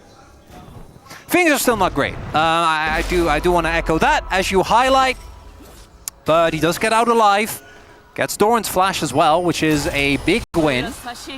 And for DK, that fight, it started off so they get the kill, but I think that after that, there's just a little bit too much time wasted. Carry, as you highlight, has the TP, and they need to be decisive. Either we turn here, which they could have, onto Owner, or we retreat. Neither really end up happening. And Carrier, for me, really has been the MVP on this Leo now, right? We were not 100% sure if this was going to be the pick. He has been insanely tanky with Spellbook and Redemption, by the way. As we take a look here at Showmaker, I think he thought he was going to get the kills. Why not? Hail Mary, I guess. Let's burger flip for the Otacon as Fake. Oh my god, that damage was obscene. Doran there as well as the Glacial Prison goes to Narnia, and aiming will find a good culling angle, but it's Carrier that tanks up the entire thing. Shiu's dead already. Beryl was dead pretty quickly in the fight, and there is one of the swiftest aces that we've seen in recent memory. T1, they needed to shake some cobwebs off, but they're really starting to come alive in this series. That's what we were expecting coming into the day, Atlas. It took some time, but let's be real. 0, 1, and 13, by the way. 100% kill contribution for Carrier. Oh, yeah. This Leona is getting work done. As this is a combination of Faker's ultimate, but also Doran's equalizer. So, like, the combination of that means that the fight is already lost before it is well and truly begun. They don't even need Guma. Guma is basically not in this fight until it's already won, because the rest of the team is just doing all the work. And with that, that's it was a Hail Mary from DK. They knew that that was most likely not going to work. It didn't. And now we get to talk about Game 4. Or, you know, we can talk about whether you feel like extraterrestrial life is likely or not. Well, I think statistically it's considered almost a guarantee, you know? That is, because of the size of space. Yeah, the near infinite possibilities and things like that. I'm not really the type of guy to wrap my head around that, but that's what I've been told. So it is hard when number get big to understand what it actually means. Yes, that is true. Talking about big numbers, I want you to look at Doran's itemization here. Oh dear. Well, I mean, that is not a big number yet. I can comprehend a 10. Can you comprehend 25? Oh dear. That's getting a bit out of my range. Okay, Atlas, I just know that's not true. Don't say that. I am 37 years old. So theoretically, 25 should have been something I managed to tackle. I generally do a number per year. I'm on 37 this Many people do. Yeah. It does mean that my math is a little difficult, like when distances become larger than 37 Surely kilometers away. Area, right? They're going to look for the angle. There is the exhaust immediately onto Showmaker, and Faker gets himself in there. Carrier is just fine. The rest of DK have all turned up, but the Akali being so frustrating for DK still. The health bars are so low. They take down the Yone, though, and it's a double for Ona. Beryl runs the wrong direction. That's going to make that one a triple. How did that not even work even a little bit as Doran picks up the exit kill? Aiming goes down and Shiu's like, where's the rest of my team? Kind of like what I assume he's been saying most of the game. Magi stacks Atlas. Oh, that's 1 in 14. I got to that one. Good. Good math, Atlas. Well done. Unfortunately for DK, as we highlighted, surely this time Carry will die, right? He's the same level as Lucid, Atlas.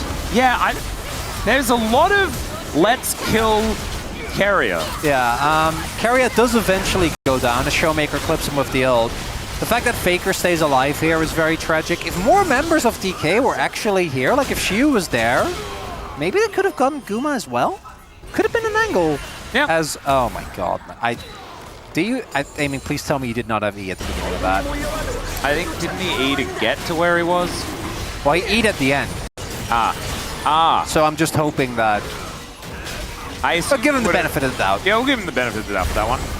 As there is Mountain Soul, ladies and gentlemen. The game was already pretty cooked, and now it's very not okay. As, again, if at first you don't succeed, engage onto Carrier one more time, as he will Redemption to make sure that all of their efforts are for naught. This teleport is one of the teleports of all time, but he does make it to relative safety. Still, it's the Brawn that's going to pay for his sins. There's another very deep teleport to come on through, as Faker not going to find the Shuriken, but still just going to find Shiu. That is going to be a boomerang that takes him down. In the meantime, Owner is killing Showmaker and Baron at the same time. It's a triple for Guma, and this game was so over already, and is even more over now.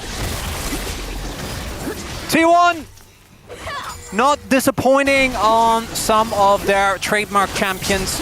Doran gets the rubber, and that felt like a sacrifice. You know, it's like, oh, Doran, I'll tank the bad matchup. He's 5-1 and 7. Yeah. And DK, they have one plan. It's not a good plan, but it's their plan. Yeah, and as soon as anyone else shows up, we're like, no, we don't have any beef with you. We really want to kill Carrier. The fact Shiu survives there, I think, is you know, that's cute. That's nice. Faker does a... I know. Barrel. He just kind of gets I love this jettison to Narnia. This TP from Faker. It's like, remember it was the Sekka TP, right? Where he like TP'd on the Kali, and it was just like, Sekka, where are we going? Yeah, that one. That was a while ago now. This was a redo of that. But it worked because they have a bajillion more gold than their opposition. 13,000 thus far. Kali is also very fed. The R5 Akali, man. Atlas, and this is after Faker had a pretty worrisome game number 1. Yeah, started off rough. Phenomenal in this game. I'm just saying, Atlas. We both made the same tweet after game 1, and so far I'm feeling vindicated. It's certainly looking a bit like that. It's okay, Glacial Prison this time is going to land. The kitchen sink hits Doran. Then they realize that it's Carrier that they want to kill, who Zenith Blade's under a turret and doesn't look any worse for wear. Beryl puts the door up the wrong direction. If there is any metaphor for this game, that would be it. As T1 look to take down an inhibitor. And honestly, right now, it does feel like they're playing with their food. They really are. I do think that we're going to be looking. I know Shiu's had some great base defenses. I don't think this is going to be one of them, Atlas. Well, they're preparing him. Maybe this is what DK's plan was all along. All right, how good is your base defense, Shiu? He's dead. He's dead! He is. Yeah, so that's not as good in this position. He killed Carrier. Hey, there we go. That's pretty good. But their Nexus exploding, not so good. But fantastic for T1 as they move to match point in our first best of 5 of the playoffs. And man, this one did not look close. Really didn't? Believe that you because I don't think that this draft is necessarily going to win, but if the analyst says so, he says so. Let's jump into the Rift for game number 4.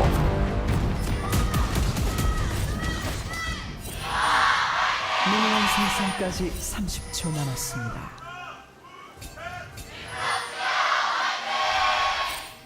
All right, you should have seen Chronicler's face the entire time those fan chants were going on. I did kind of walk it. Well, she looked at me with that like, hey, got you. And guess what? You did.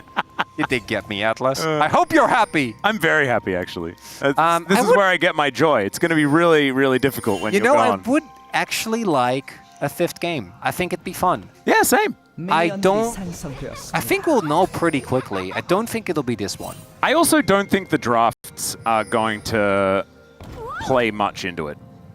I personally drafts think that don't matter. It's just it's Yeah. tempo vibes. Yeah, and also like DK have struggled to come back in situations where they have fallen behind in a series. We've seen it many times before, and that's what it kind of felt like looking at game number 3. Now, they could always turn it around, but we'll just have to see whether they can actually make that one happen. As Ona starting off on his red buff, going to mean mirrored starts here. As Beryl's lit on fire very early on. That's a flayback as well, as he has to use the heal. Gumyushi down to 50%, but so is Beryl. Yeah, I don't know about trying the trade with the level 1 Aphelios when we're running Ziggs with TP.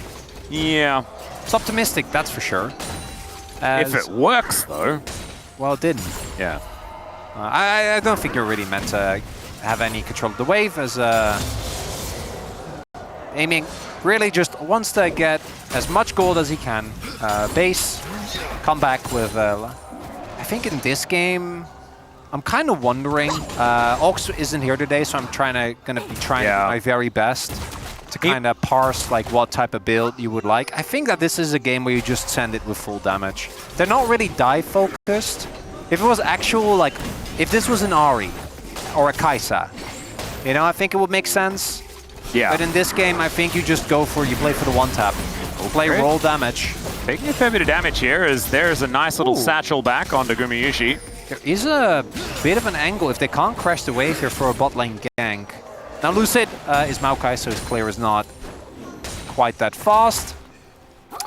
And there is also a ward, but we'll see if DK can try and set up for that. Yeah. Oh no, it won't be towards that bottom side of the map as cannons are going to get traded, although we will not see it. Still, Showmaker decides to dive on top of Faker here. Does get the explosive charge, and that is decent damage. Yeah, Faker actually got one rock there. Like, it looked like it was just at the very edge, which actually made that trade a lot better than I think it would have otherwise been. Still, obviously, as Tristana, if you jump on top of your opponent, something like Talia isn't really going to be able to out-trade you. Doesn't look like we will be getting any early ganks either, as Guma has already made his way back, and now we are getting the lane swap, which you'd much rather be Sion in a lane swap. I think that's obvious. Well, Doran that was optimistic. Yeah. As far as TPs go, that is actually a good amount of damage. Now, there's no Lucid in the area, so he won't be at too much trouble, but not ideal here for Doran, but he has 2 cookies. And he's also got a fairy in a bottle. And we know that gives you all your hearts back. How broken would that be, Atlas? It would be pretty silly. Although GA exists. Oh, So this does, is well, Chrono Shift. Chrono Shift is actually if this was like year 2 of or year 1 of League, like season 1, you would have a 1 in 100 chance that glowing mode would activate on death. Like the one. Remember when we had like the 1% crit chance rune? And you're like, well, 1 out of 100 times it's gonna win me the lane. As Beryl is not going to quite find the anchor there, but Showmaker still goes in and has to flash because the seismic shove is put down. Good reflexes from the GOAT in the mid lane there, and we get a crying little teacup. Understandably so. Gumyushi is just going to take a plate as aiming throws some water balloons all over the floor, but otherwise DK not really finding the angle there as far as matching the lane swap is concerned. Yeah, Beryl showing on mid, and the play not working means they give up flash for aiming to lose like half a wave in a play. So it's not the best trade. I would put it in the cons column personally, as she is finding some hyper procs here. Onto Doran. Doesn't really have that much damage yet, so not going to be too crazy, but not the most fun lane for Doran. Will get infinitely worse though. Yeah, this is the thing. Like, I feel like in the early game, there are actually times where Mininar can just die to a Sion. Oh, for sure. We've seen it many times, but it's not until later on where the side lane threat should be there for Shiu, and he has been their best player so far. The problem is that the matchup doesn't really matter for Doran, because we know him as a player that plays pretty selflessly on the Sion.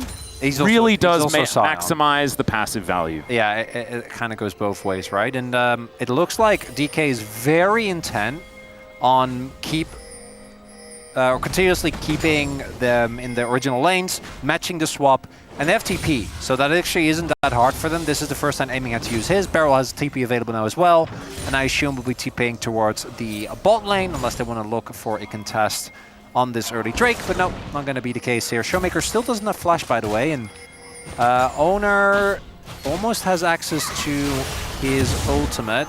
Lucid's Maokai, and I feel like we should bring up the fact that, as mentioned, Lucid did not really excel. This was last year during the Maokai beta. Yeah. Often playing it way too aggressive.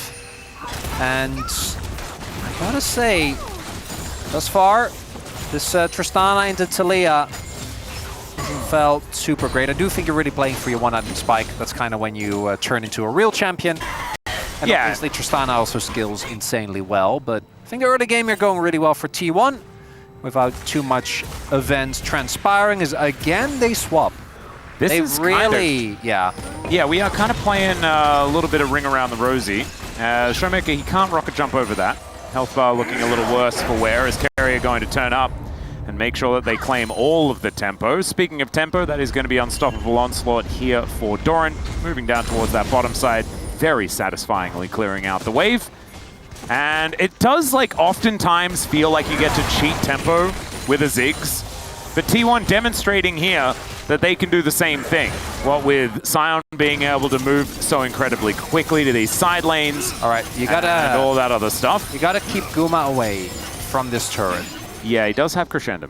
And it looks like they'll be able to. I don't think they really want to contest too heavily. Is Vi really good at taking early dragons with her W. And T1 just keep playing ring around the roads. What this does mean as well is that we are not actually seeing Aiming be able to utilize his passive at all. Nope. Right, like he's not getting damage on turrets. Neither is Showmaker. So that's kind of the price that DK is paying for responding to these lane swaps. As Lucid, I mean, they do have control of the pit here. We'll see if they actually... This is a kind of an ideal scenario for Maokai, though. Forcing them to walk into you. You can get a lot of value on your ultimate, but don't forget, Baker has a wall. Barrel 6, Carrier is not the box, not necessarily the most valuable, as there is a hook connecting. Flash out of the way of another hook there from Carrier as the wall comes down. And Barrel in a little bit of an awkward spot. Great buffer there from Showmakers. Now Owner just separated from the rest of the team, and he'll be taken out. First blood goes to the Tristana, and a great start here for DK. That's a very big deal. As Beryl, this time the engage hits true. It looks a little silly at first because he goes in and then flashes. Yeah. Guma doesn't use his sums. But I think it kind of baited T1 in. Owner goes way too deep and thinking that he can get the kill with Faker. But even if Showmaker doesn't get that buffer, I think it's actually really... The Taliyah doesn't have that much early damage, right? So we see here T1, they always go for these fights. There is the flash setup. But Showmaker, just with a second, finds the buffer. Oh, and the Moonlight Vigil went completely wide. Yeah, and then there was the ultimate from Beryl that made sure that Guma couldn't try and salvage the fight by just ordering them to death. Cool, there is an R into the wall here from Shoes. Still looking a little bit low, but does hit the mini, and that's going to allow this chase down to come on through. Good hop to avoid the Sion damage, but yeah, your health bar just isn't quite as beefy as that of Doran's right now. The big thing is that Shiyu is mini and Doran has his ult, so he needs to be very careful. Carrier has Wade in. Yeah, lying in wait. That was cheeky. But he's not... Oh, yeah, oh wow. Yeah. Oh, did they actually? Okay. Yeah, I saw pings. I actually thought that maybe it was Spidey senses that were tingling in the young top laner, but wasn't actually the case, so he's able to walk that one off. Kraken now done for Showmaker. That is a big spike coming through here. That's what we were talking about earlier. And it means that DK actually does have a good lead. The dragons on Soulsill today are kind of crazy, Atlas. Yeah, I feel like Ox is at home paying very close attention. Oh, he has been. Because we've had 0 Chemtech Souls so far. Yeah, which is crazy. I introduced him to a new game yesterday. I thought he was just going to be playing it all day. He might be, but maybe he has... Maybe he does both. Yeah, a bit of second monitor stuff going on. Arguably might be even more locked in than if he was fully focusing on the game. I'm pretty sure he's also playing RuneScape. So he needs a game where he can play RuneScape and said game and still pay attention to the LCK. And then he's all right. Looking for a play onto Shiu here as Lucid is in the area. Yeah, Faker just going to be able to set up this wave. Cannon minions are pretty tempting. As Gumayusi is going to walk towards Owner there. Showmaker probably not too worried about Doran. Yeah, but he also doesn't really do damage. Because I remember well, once upon a time, Kraken Slayer was like the tank shredding item. Yeah. So long. It's been a while. It's been a while. And also, Doran has a Sunfire game. So. Yeah, So he's not going to be dying. He's not going to stop Showmaker from killing all the minions, though. Which is what Showmaker wants to do. I'm kind of... Oh. Okay, doesn't walk into it. I want to highlight as well. Shiu is going to be a champion that I don't think...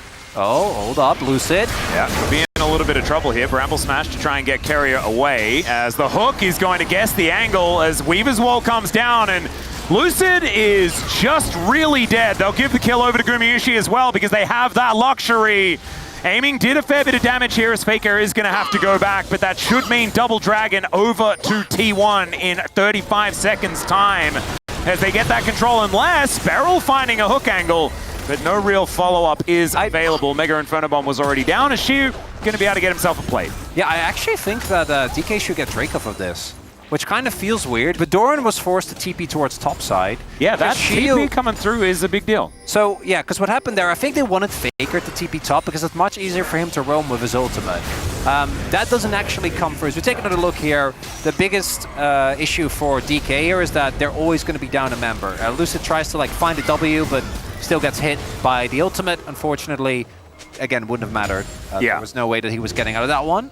But what it does mean is that because Shiu kept pushing topside, someone on T1 needs to respond. You want it to be Faker, but because his back got cancelled, I think that they sent Doran up top to try and match, which ended up paying off because the turret didn't go down.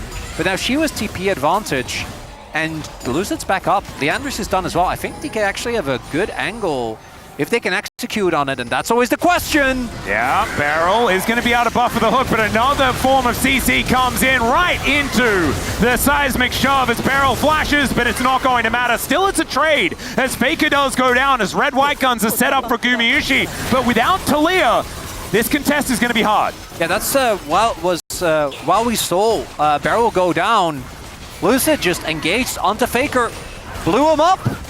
Not a lot of counterplay there as they're looking for the steal. There's a lot of burst on Vi.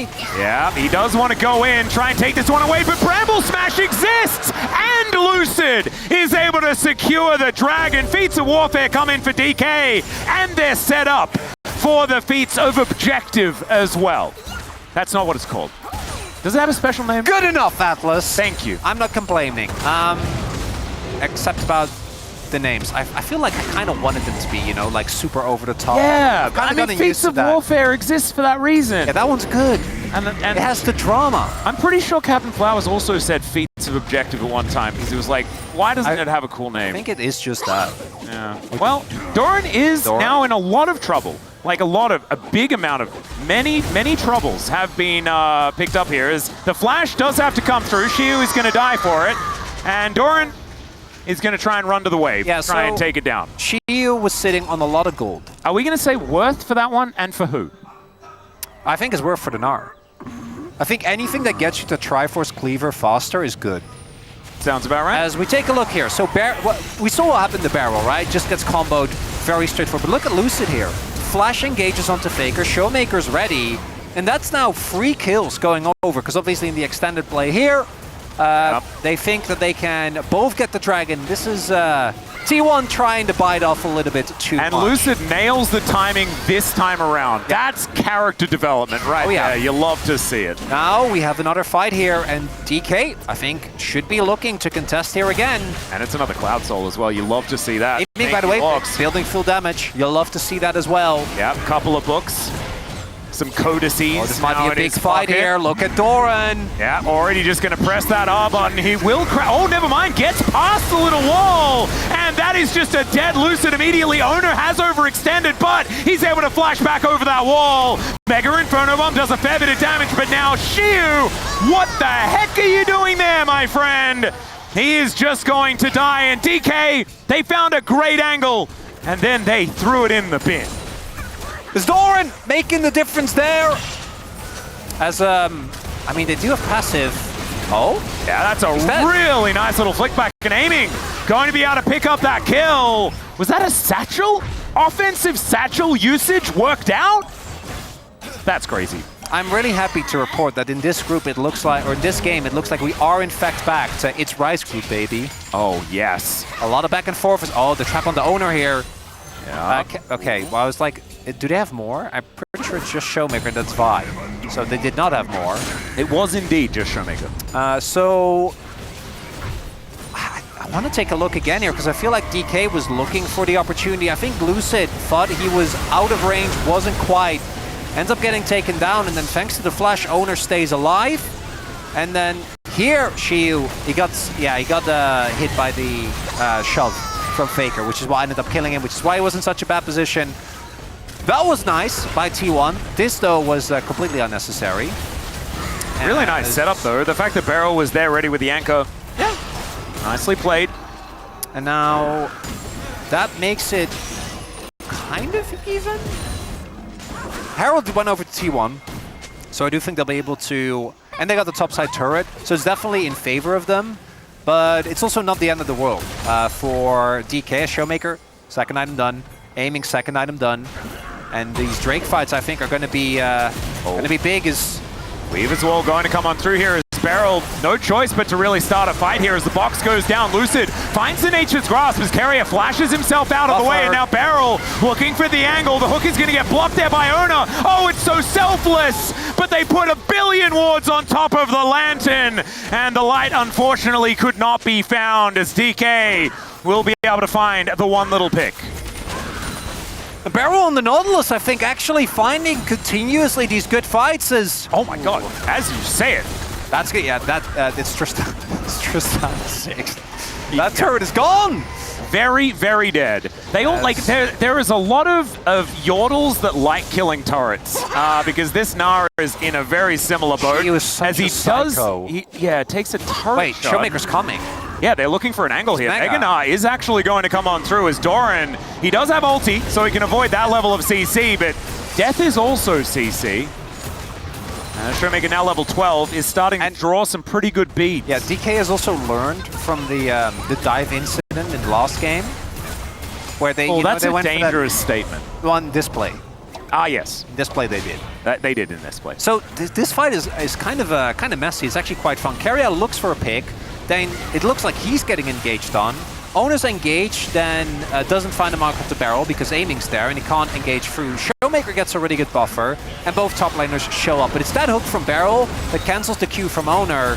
And then at that point, T1, they actually, funnily enough, they want a front to back. This is just a front to back composition, right? Yeah. You're just looking, like, obviously Vi, you want to have her set up, but you have an Aphelios. Like, the champion is extremely good at what it does, but you can't really be having this messy team. Like, he can't fend for himself. Yeah, and There's the problem is... even with him being 3 and 0, like, he can't just walk up. He will just get focused and die. Not to mention the fact that aiming can always hit the back line. Yes. Because he make big circle. Yep. Yeah, he does. Yeah. It's like big number and Wally Boo. Yep. That's how that goes. Even I can figure that one out. As nice little seismic shove there onto Doran, but he has health bars for days. They're really trying to... Both DKs trying to really heavily play towards taking the turret, which I think they can. They should be able to do so, as the Otacon is also here. Harold's there. Harold's there, yeah. line. They're going to drop Harold on mid.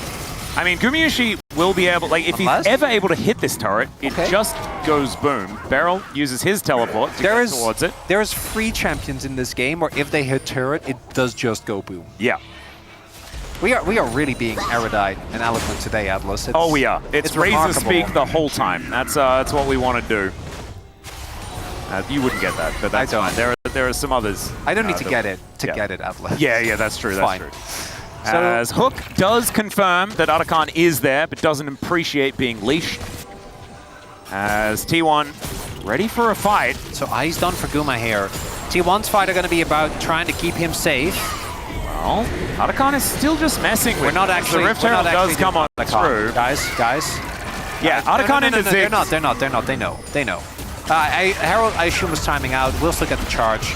Not going to be enough to actually get more than that, but it's still a little win here. It's weird because I feel like the tempo vibes have moved towards DK, and that's not a game 4 feeling I'm used to for this I'm game. sure they'll start Otacon for no. Oh, as I say that, never mind, she was going to back away. So Otacon still being held onto here by Lucid. As Doran, oh man, if he's unseen, as there's the knock-up onto Ona, he's in a bit of trouble as the bouncing bomb not going to find him. Does have to use his flash though in that instance. That's an old used. As again, Yeah. like he's just walking up and seeing the one, maybe like, I know you're there. I'm pretty sure. So that is a flash traded for a barrel ult, so DK gonna be very happy with that. Should theoretically be good news, but we haven't seen, like, and I actually like this, right? The Otacon hasn't been committed for by anyone. I can't believe I'm saying this, but I think in the long game, I like DK's position more. I mean, because if you saw this draft and the name said Keen, Canyon, Chovy, Ruler, Duro. We'd be talking about how the game was done. Yeah.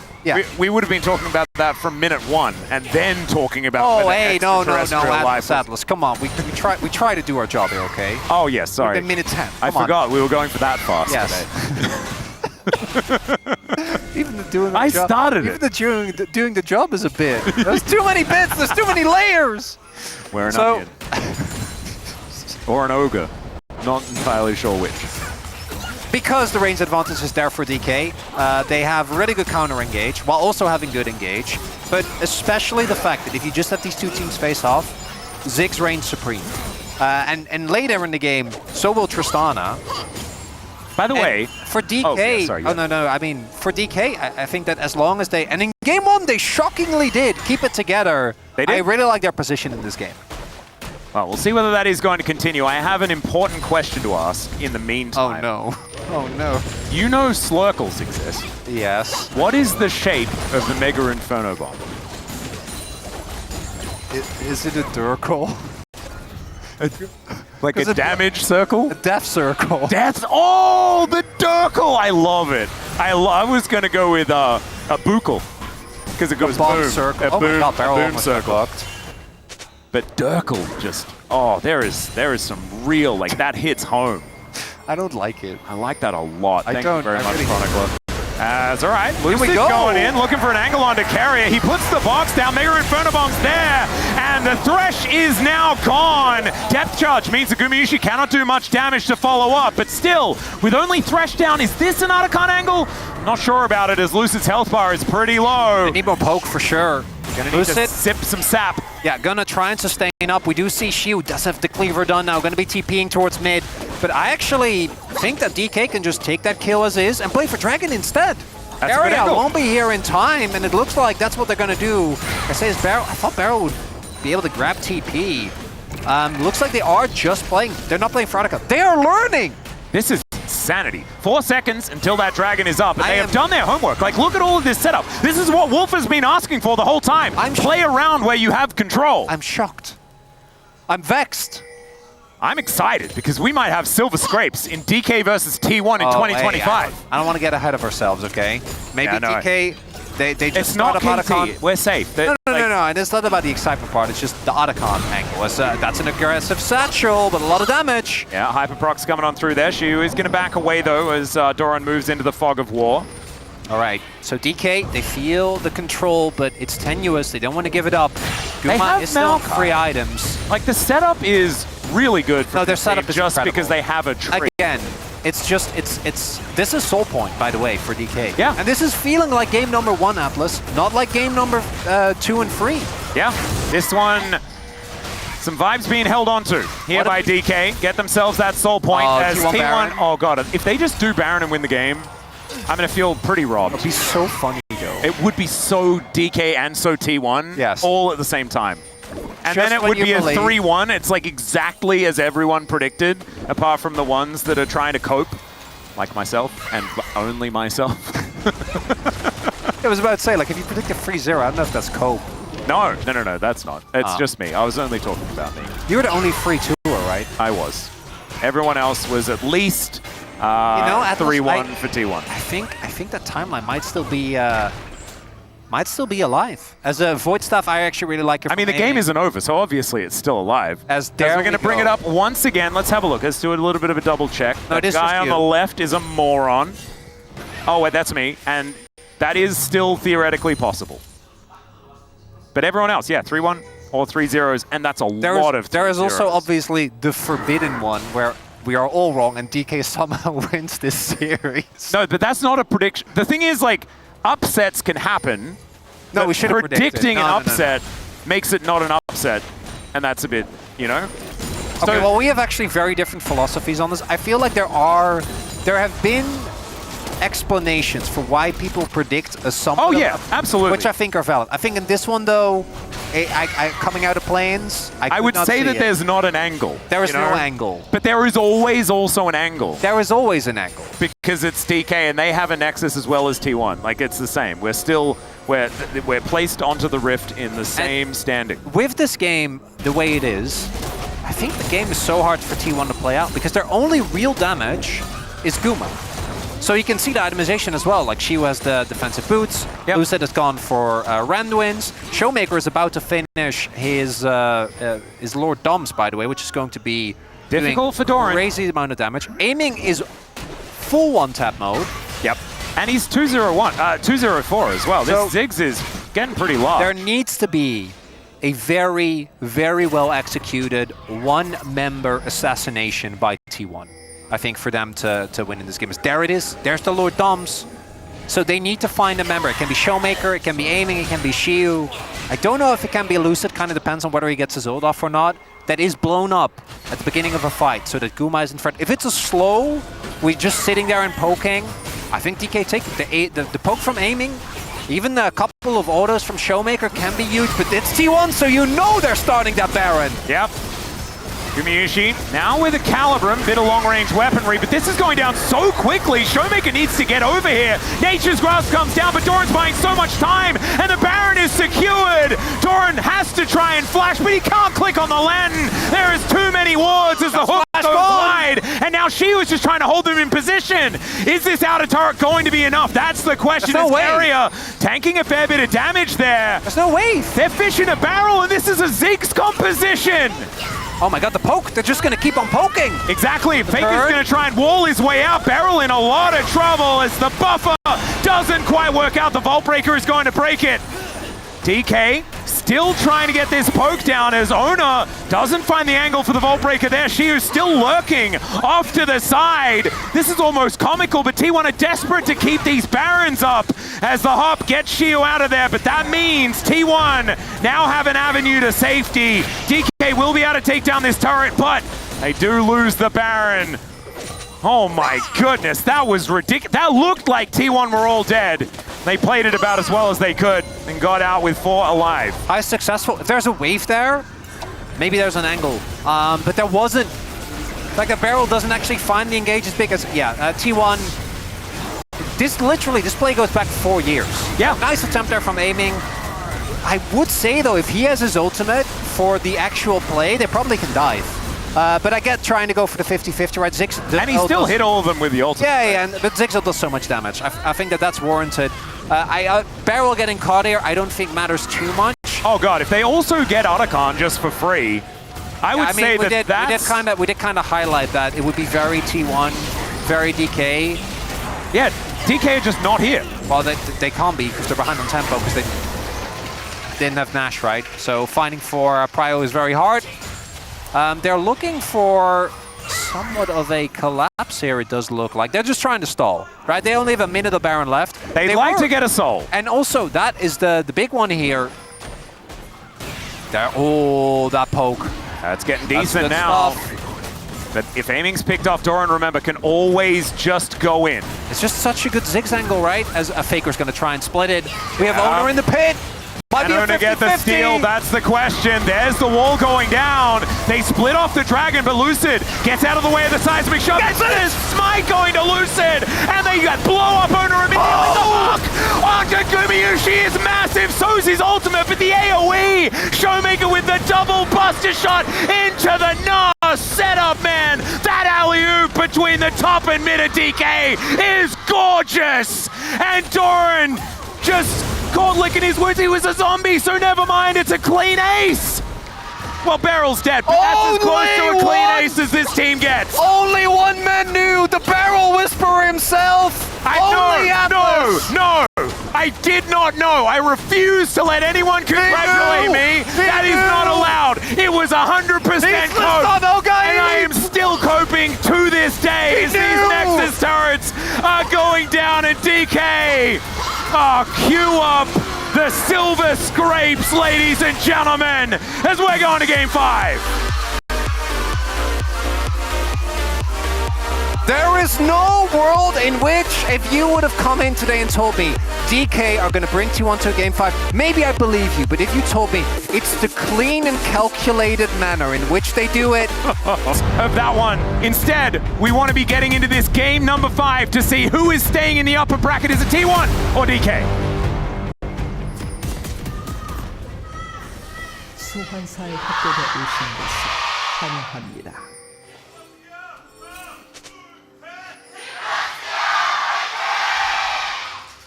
All right, here we are, ladies and gentlemen. Onto the Rift for game number 5. DK already in a weird position on the map, but there is a Blitzcrank, so it's always a little bit of a precarious level 1 scenario. Atlas Showmaker's gone Halo Blades Tryndamere mid. Oh my god. She was gone Ignite. What year is this? Yeah. I mean, Aiming's gone TP, which that one makes sense. Yep, that's normal. And they're just invading. Yeah, I guess that's what we feel like doing. Do they know? I don't think anyone knows. I think that's just okay. And also, it doesn't matter in any way. So there we go. But they will know where Trundle is going to be. The same can't be said for DK. For T1 versus DK. He's just going to spin on them level 1, isn't he? He's going to ghost. He definitely is. Even his rune basically says spin. As there's the Hail of Blades. That's a lot of value, but still not exactly going to be feeling fantastic in the trade. But he can press Q. That's the thing, right? Like any health trade, Showmaker has endless sustain. He is not bound by resources. As long as they keep track of Trundle and know where he is, there is no world in which he should ever be threatened by Faker. So any trade he can get is a big deal, as it looks like... I kind of wonder what they want... Oh, there you go. Was that 2 crits in a row? Might have been. I don't think he's supposed to be allowed to do that at this stage of the game. Lucid will get spotted here. But they also have a ward, and they should know that the Trundle is on its way, and he is level 2. Shield? Oh my god, he's igniting him! And there's the snip, needs to flash. Does Doran is now feeling a little bit better, but Lucid's moving his way up.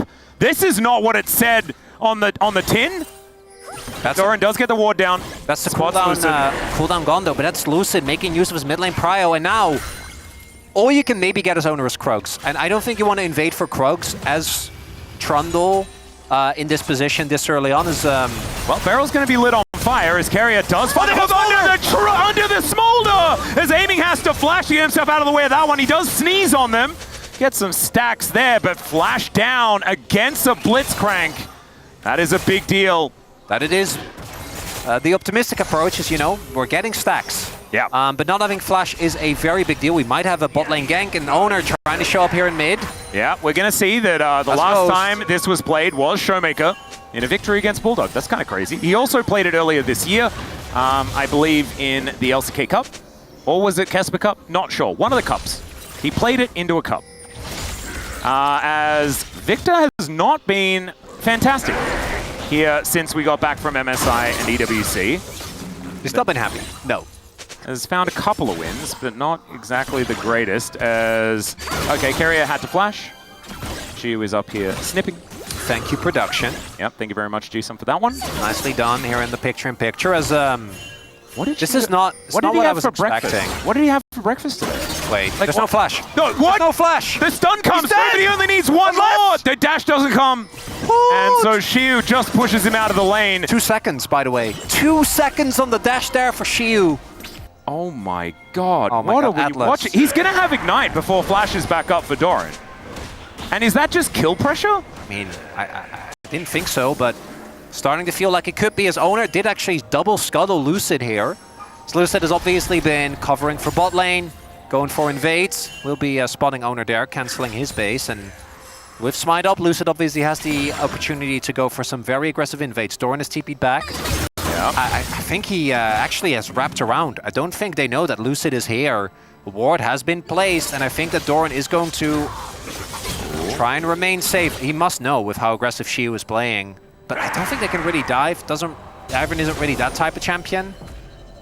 As aiming's going to flap away. But there isn't any camps up, so it's not like Lucid is really wasting any time as of right now.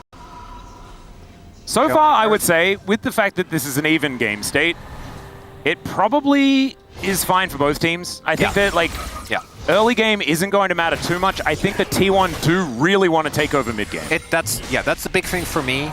With Trundle and Renekton in particular, you're not looking at like the first 5-6 levels, right? We're talking the first couple of dragons. I think are a really big deal. The earlier you can start dragon stacking against Smolder, the better it is.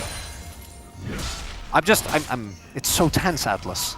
And I know, again, we're playing for a spot in the upper bracket, as there is no flash onto Keria. Yeah, Lucid going to be able to find that ward. And Showmaker goes back, buys some upgraded shoes. And it puts so much pressure, more pressure as well, on Showmaker and Shiu in particular, and even Aiming, who had a really good game 4, after I think having a pretty substandard series before that. Because Lucid, who has been, for many games for DK, both in a positive and negative sense, a really big impact, right? Is now on Ivern, which is just a purely supportive pick. Yep. As then he goes. Puts down the gravity field. Owner is here in position. Spotted. Jamaica just going to be able to eat a whole bunch of that red bar. Ignite goes down once again as Shiu does land a lot of this needlework. Dashes forward, stacking up the snips. There it is! And they close the gap. Shiu gets first blood. The man who has done everything for DK in this series, and he comes up massive here in this early game. And the fact that it gets secured by a flash root from Ivern? You said that he wasn't going to have the impact. Okay, my bad. I did playmaking on Ivern. Who would have known? T1, I like this counter punch. Immediately play for Drake, as they should. Well, Showmaker is just going to be able to dive on top of Faker here. He is falling behind pretty substantial in CS, though. Yeah. But, again, we are also going to operate on the assumption that T1 should have a really hard time in late game. I don't think they have great tools of locking down the Smolder. Not to mention the fact that there's a Gwen in the game. And this is where you really feel the nerfs to Gwen, right? The reduced slow is actually a big deal. It is. He's so calm when he's saying, that was a sick play, Lucid. Thank you, really Lucid. good job. That's awesome. He's so Shiu. It's fantastic. Remember Paze's first year in the LCK? Yeah, true. The Paze interviews. No. She were they match better? those. Were they better than or worse than Shiu's? No. Paze. I don't know if Paze will ever be matched. That's true. That man was the king of blue screen. He really did. He's like, I only see CS. Yes. I don't think she was quite that level. But more importantly, what this does give DK is a pressure point on the map. Also, these lane swap. This is working quite well, I think, for DK. Because so Aiming just gets the freely stack. They are unburdened by the Blitzcrank. We do have the grubs up, so I think we are going to see a fight. And this is where I do think that T1 have so much power as... Yeah, Faker is just going to move into the circle, places a circle of his own. The Venn diagram is large, a lot of inclusivity there. There is no TP for either, so they shouldn't be able to join. All right, the setup's there for the Ivern. There's the trigger seed. They get the heroic charge as well. Dead! Boom goes the Trundle. Mum comes down as well. And Gumayushi's level 6 has the Featherstorm. But I think the weather's looking pretty clear for DK as Doran having to get out of there. Daisy's upset. And DK in a phenomenal position at the start of Game 5. Yeah, I don't really know how to parse that, Atlas. I'm not gonna lie. We'll see. They're gonna go for the dive on Doran. Showmaker still has ult. He can just take aggro. Exactly. And Doran is going to be able to press his dominance button, but that is Feats of Warfare secured as Smolder collects the kill. 1-0-1 for the Little Dragon. And they're getting nothing on the cross map either. I think someone should be able to TP the mid as We take a look. Owner just too far forward, gets rooted. That's the end of him. Barrel slams him into the wall. And I'm not going to fully put that on the fact that we're blinding Trundle, but I really do want to repeat that we shouldn't be blinding Trundle. Yeah. I mean, Doran doesn't get to play the video game here, right? As a Shield might be in trouble. All right, yeah, in live, we can see Faker will be able to kill the Gwen. All right, I take back, they do get the cross map. There we go. Shield goes down. Little bit delayed, but we got there in the end. Yeah, Shield should not be TPing back. He's still dead, so I figured by the time that he gets up, he shouldn't, but... In the meantime... yeah, and also, again... every time aiming is hitting Doran with stuff, it's just more stacks. I want you to answer the question. Outside of a Blitz hook, which should never hit aiming, who kills Ivern with Smolder and Poppy support? Faker. No. Okay. I don't think so. Gumayushi. I mean, if aiming like flaps into... Doran. Yes, that's the one. Yeah. Doran is currently 0-2. Got it. So maybe not Doran? I don't know. Who haven't I said? It's Owner. Yeah, it's not Trundle. As I do really like this gank. Cross map here is good. They have really secured good vision control there as well, as the Guma ult gets forced by the root from Lucid. And now we have DK sitting on a pretty decent lead. The next dragon for me is going to be the big one, because if T1 is able to get that one, then I think they still are applying a ton of pressure.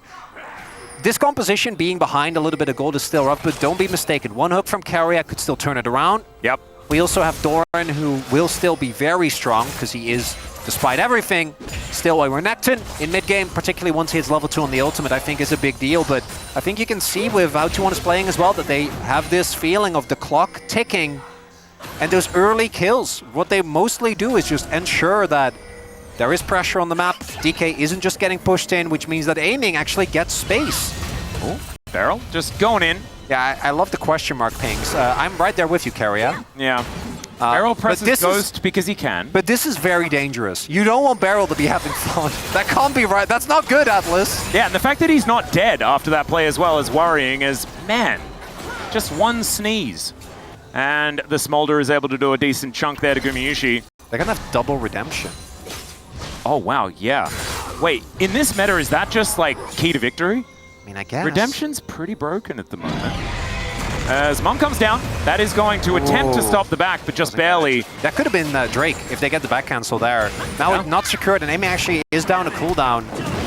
One weakness of Ivern is his objective takes are not great, very slow, and I think T1 should contest this, but Doran isn't here yet. They're going to give this one up. That's so much time. This is just 5 minutes bot for DK if they end up having a bad mid-game fight, which... We'll have to see what the soul is going to be. We haven't had a Hex Tech today. It's a little bit of a worry. Faker going to move towards this outer turret, towards the bottom side. A Showmaker not going to get slowed down by that gravity field too much. And I really have to, like, because it wasn't good setup, was it? Like, it made it sound like I knew. I'm just not. I'm feeling like I'm too obvious these days. Oh my god, I just figured it out. Am I getting too old? No, I just figured it out, Dplus. What is it? This has been a whole continuous psyop from you by telling me I'm cursing people to draw away attention from the fact... I was going to say that Showmaker's getting killed, but I think it's fine. Yeah, to draw away attention from the fact that you do actually know. Yeah. You're aware. Yeah. You're a knower. Yeah. Yeah, so then I can't curse anything because everything is predetermined. Yep. And you've just been oh my, they're gonna get first turret blood. Yeah, T1 just gonna be able to come on over here and grab it. Ooh, that's gonna be a big gold swing. Could be a decent one. It'll be a trade, so maybe not too big, but it does mean that they ensure that... I mean, it's only going to be about 400, 500 or something like that. As this is gonna be pulled back as Showmaker going to stop Faker from going home. And Owner is going to turn back up again, so just presses a bunch of buttons, all the ones that he had available to him, and will then back away. Huh. Doesn't quite end up working out. If Trundle isn't there, obviously can go for the kill, but we also had Guma and Carrier roaming over. There's no more turret. So it does make sense that he decides to back off instead, looking to be going for an early stride breaker, as has Doran. Do you know what's kind of crazy to me? Okay. I feel like DK, everything you've said about this composition working so well in the late game is absolutely true. I'm looking at the teams, and T1 is so good at manufacturing winning game states later in the game. DK are the opposite of that statement. So normally I agree with you, but has that been true today? Well, no, not really. I just feel like we need history to mean something. Is Doran in trouble? Well, yes, he's going to have to flash. Heroic Charge is going to come down, though, as Beryl gets inside that brush. That is the Dominus, but he's taking so much damage. Shiu just gets out those scissors, and down goes the Crocodile. 0-3-0. And the strategy of focusing Doran, to me, makes sense. I think he's been the best performing member. I've never seen you this dumbfounded, by the way. I looked over at you just after that play, and you were just, what is happening? I'm shell-shocked. I really am. As that is another kill going over to Shiu, who I think is the best member to get it on. Well, Kamishi going to get exhausted here. They wanted another Featherstorm. They will not get it. Carrier going to turn up once again. Hook going to go wide. So the cross map was top line turret. I think Faker doesn't have enough damage to actually take down the inner. No, definitely doesn't this early in the game. So they get Herald, but they give up the kill. And again, the kill going over to the Gwen, I think, is a really big deal because the tools for T1, they don't have tools of dealing with silent threats. Like, who actually deals with this fed Gwen? Who deals with the fed Tryndamere if he gets fed? Oh, it's Tryndamere. I don't know. That's a champion from a very early era of League. I'm sure he's fine, right? I mean, the problem is no, I know, he doesn't do dying. They're going to get split push to death. I'm aware. Yeah. The fact he invests the flash as well makes sense. Trying to get out, but it just means that despite all the healing, the ultimate, the redemption, there just isn't enough health for Doran. The cross map honestly isn't that great. The worry is, if this level of control for DK keeps up, they're going to be rewarded with pretty incredible dragons as well. Like, if this was an Ocean Soul that we were looking at, maybe there's a chance for like that dragon not to matter, but every moment of the game where you have control, every 5 minutes you're getting rewarded for it, right? Because these Hextech Drakes are so incredibly powerful. Dplus, this is, and also, like, Doran, laning into Gwen is hell. What about laning into the Tryndamere that just takes away your ID, which again is one of those things that they never revisited, because we're like, that's actually, that should be a thing. It's like Wither, you know? Yeah. Now, as I say that, Showmaker is just taking a whole lot of damage, but he just exists to be a nuisance in the side lane. That's another one. He's 2 levels ahead. The engage for T1 isn't great. It's Blitzcrank Hook and Pillar. So, one of the big counters that we have seen many a time to 1-3-1 is the ability to just start you're playing into Iron Poppy. Even if you had really good hard engage, it would be annoying. Yeah. But you don't. And Iron Poppy has been like, it's been a combo for quite some time, right? Yeah. You can like really set things up. Beryl can move them into a position so that the trigger seeds can land. You can get that value. Now if T1 gets a big fight here, that could be their way back in. I think they really do need to deny him. Yeah, he was fishing for some stacks, and he just gets punished. It's Owner that locks down the kill, and now Faker trying to get that damage down. Showmaker will turn up, and you cannot be doing that. We have to remember that this is still a composition that's on a tightrope, and now the Rift Herald comes up. The outer turret is taken, and T1, they'll claim a gold lead in this game. Mid gonna go down as well. Can't get hit by that hook. Flash was up for aiming. That's going to be Dragon. That's going to be mid, inner, and outer. And a colossal gold swing here. That's a big one. Never mind. They're still going to contest. They're not done. All right, well, we're teleporting in. Yeah, aiming does have TP, so that might help him. Is the Rift Herald now just going to be a walking ward, but Beryl comes through, evicts Gumayushi from the fight. Is now Showmaker. Hasn't pressed R yet or anything like that as Doran trying to be a nuisance. Owner will be able to take down the Dragon, but now he's stuck in the pit. The rest of T1 are over the wall. He still has Flash, and he is going to have to use it. And DK unable to stop that Drake from going down, but they do not lose anyone in the process. Still, this game is very close, but T1 showing signs of life now. That's the moment that T1 needed, though. That was the swing of the tempo vibes. Yeah, he's flopping, but you have Flash. You cannot get caught by that. If you have to use your Flash there, it feels bad. Yep.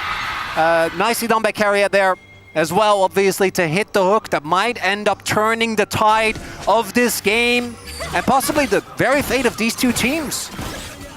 And she back in the side lane once again. And 1-3-1 compositions have gone out of vogue for a reason, right? They are very difficult to maintain. Yes, they are. Because if anything goes wrong, like a Smolder getting hit by a hook, you can just get ran down.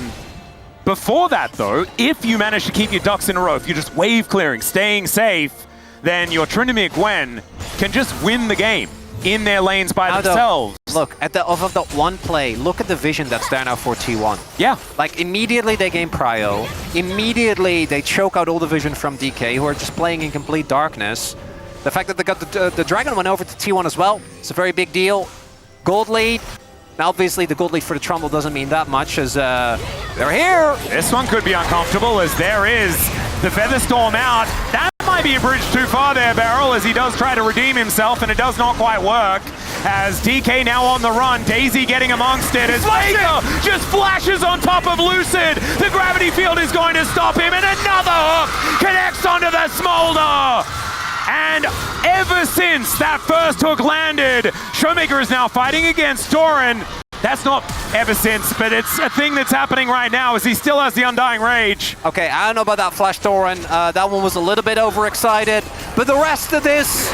It's just starting to crumble. Ever since that first mistake, DK had the game with so much control, and now it is just kind of gone as Faker going to walk at Shiu once again. Doran moving over here. Shiu knows it's going to be a real rough time as the gravity field does go down. Beryl here to support though, and Faker just steps a bit too far forward. Doran is definitely dead now as well, as Shiu should be able to chase him down. A little chicken above the head was what Showmaker was offering, but it will be the kill going over to the Gwen. 4-1-0 for the young player as Carrier not able to find that hook, but man, it was close. And normally I would respond with a very overexcited yell, but I'm going to undercut it for dramatic effect. That is indeed Rise Group Baby. That was Rise Group Baby, this whole sequence. As Beryl goes in, I think getting the ult was big. Getting the flash out of Guma might actually end up being a big deal down the line as well. But Carrier gets the hook. And then that flash from Faker here, he is not messing around, which is very funny because 2 minutes later he will be messing around, as we now know. Some foreshadowing there. Carrier finds again the hook on this Smolder. And this is exactly why we said the mid game was relevant. But guys, Renekton doesn't have ult. Faker, you don't have flash. This is a Fed Gwen. Yeah. This is like one of the win conditions that DK can actually trust in on the player that is, I think, the only player in the whole team that's been playing well every single game today. Yep, it's the easiest POM that we could ever give out. However, T1 did get Otacon while that was all happening. It's a lot of flowers, Atlas. It absolutely is. 24-7, not bad at all. So they still have a big lead. 183 stacks for aiming, though. Despite the fact that he died twice to a Blitzcrank, he is still going to be very scary. And Otacon, it doesn't matter as much when you have an infinitely scaling execution dragon. Because of the Drake that T1 got, plus the amount of gold influx, though, I think they're feeling really confident about this next Drake fight, which is what sets up Soul Point. And I think that T1 have shown us that they're able to play towards that Soul win condition very well, in that, especially if they keep as tight of a lid on vision as they've been able to do thus far, you have a situation where DK cannot afford to give up Dragon. They don't get anything out of it, but if they don't go for it, then T1 gets Soul. If you do go for it, T1 gets Nash. Yep. Right? We've seen them set up this exact situation about 1,000,000 times. So we'll have to see what is going to happen here. As highlighted, if anyone on T1 finds aiming, the fight is going to be looking good. And that's got to be the big testing point here. And I don't think DK actually wants to play for this as badly as you would want to for game state reasons. You don't have the stacks onto aiming. That's so much power gone. Well, Sneeze comes on through here as Lucid not quite able to land the root. Oh, hook sidestepped, even with the slow. Pretty important. Aiming could take some notes. The Strybreaker comes down here from Showmaker. Remember, Faker needs to do a lot of work to make sure that this Tryndamere dies, as he hasn't pressed the R button yet. Still hasn't pressed, and then just dies. Okay, that was weird. There's another hook. This time, Beryl is going to be able to avoid it. DK looking for some angles. Oh, the feather pull is fantastic. Ona can just run up, but he's not able to put the kennel down in the right position. Shiu over to the side. He's very scary, but Lucid taking so much damage. Keeper's verdict is that no victors are allowed in this area, and down will go Daisy. That's going to be Drake, though, for sure. Showmaker, even with the Hex Gates, I don't know if he can make it back. A Shiu? Oh, man. The needlework doing a fair bit. at this point in time, but T1 should be able to get Soul Point off the back of this one. Gold's still very, very close, but that is Otacon, that is Soul Point, and it is feats of strength over to T1. So many things not represented in that number value going in their favor. So, as we highlight here, I actually really like Faker going for Cosmic Drive. It gives him so much extra movement speed, which we can see him use here. And if Showmaker fully all in, maybe he kills him in the 1v1, but he can't. And then there I thought he was going to sustain back up. Even if he ults, I think he always ends up dying, but he could have stalled for a little bit more, maybe bought his team a position to get something going. The stacks have been hit though. Well, they haven't, but they will be. Yeah, by one aiming. away. And that is going to be the decider here. Keria has a couple of great hook targets, mostly aiming, but even Lucid, I think, in a pinch will do. Either of those could set. Now, T1 can play slow. They can also just start Nash, because let's be real, T1 is... Well, Hook going to get a flash out, but I don't think that was ever going to hit him. Nope, Barrel... Sometimes you just got to make sure. Maybe he's setting an example to his AD carry about flash usage when it comes to Blitzcranks. I like that you're Don't willing to risk find the good angle. I appreciate that. No, that's obviously what it was, you know. For T1, there might also be a feeling of pressure, given that Smolder has now hit his stacks, and that situation is not going to get better. And yep, it's a T1 Baron, all right. That's what they're looking for. But look, they have zero control. Yeah, there is not a lot of vision opportunities. There's now Faker. Let's see whether this Keeper's Verdict is going to land, and it is going to do so as Beryl gets a big old shield, heroic charge to try and get him out. But Gumayusi finds the Poppy. She was there. Showmaker has to get his way out of there. He flashes away as Daisy going to be going down as well. That's 50 gold in the pocket of Guma. He got it! And the hook is going to connect. Down goes the tree. Down goes the smite. His mom is going to try and make a difference here. Shiu is still very scary. But the Baron, it's going down so incredibly quickly, and they just flap their way out. DK, no answers, and T1 take full control here. And that is going to be the Baron. It's going to be the colossal gold lead. As the attempt to play there from Beryl doesn't quite hit the mark this time around. T1, once they've gotten control, there has been very little that it's felt like DK can do. And the best part of this for T1 is that this is leading directly into that objective. It's directly leading into Soul, and yes, Faker gets taken out, but the rest of the team isn't ready. If Faker's gone and they can actually walk up, it could have been a big moment, but it's not. She wasn't in position. The rest of the team wasn't quite there either. And if you're winning, Blitzcrank feels a hell of a whole lot better. Oh my god, how did he know? That's the blind hook. He's the genius as Carrier getting taken down very low as Ona getting in amongst it. The flash away from Lucid this time around. But he's going to leave Beryl out to dry, and he is definitely dead. Now T1 with Baron and a man advantage. No more split pushing available for Showmaker as he needs to be back defending. Still, getting some shove in these side lanes going to be important, but as you can see, bounties are up and available. 6,000 gold is the approximate lead. And at Showmaker is 2 levels down. It will be level 15 after this. Oh, He doesn't even get the wolf. Right, and as I highlighted, Lucid will be on this Ivern. It can't be him doing it. Shiu is doing his part. I think Beryl, it's a tough position, right? He's the one that needs to make the plays. But unfortunately, neither Aiming nor Showmaker in this one thus far has been able to make their mark. Yeah. In a positive sense. And we will see if just the idea of this Smolder is going to be enough to burn his hitting. I mean, he really does hurt. The problem is they haven't been able to find too much as Beryl goes in once again. Massive AoE, but they haven't finished off the targets. The flash forward from Aiming, that was insane, and not in a good way, as Lucy going to be going down as well. Shiu, can you tidy up the fight? It is now all about you, as Owner is going to get taken down, and Gumayusi holds the Tryndamere in place and says, nope, you're just going to get kited. That is going to be the kill for Faker as well. That's the ace, and that should be the game for T1. It took 5 games, but they remain in the upper bracket, ready for a date with either HLE or with Gen G. But man, they had to work for it today, and at least we got one hell of a series. And T1 claims their victory. A hard-fought one. I need to vote for POM Atlas. Yeah, where does that one go? I mean, I guess it I guess it's just... Is it Keria? Is it Doran? Is it I don't Faker? know. Is it Ona? It might be Kumiyushi. Okay, It's one of those 5, definitely. I've narrowed it down for you. I don't think it's Owner. I don't think it's Guma. I kind of think it's Faker. I don't...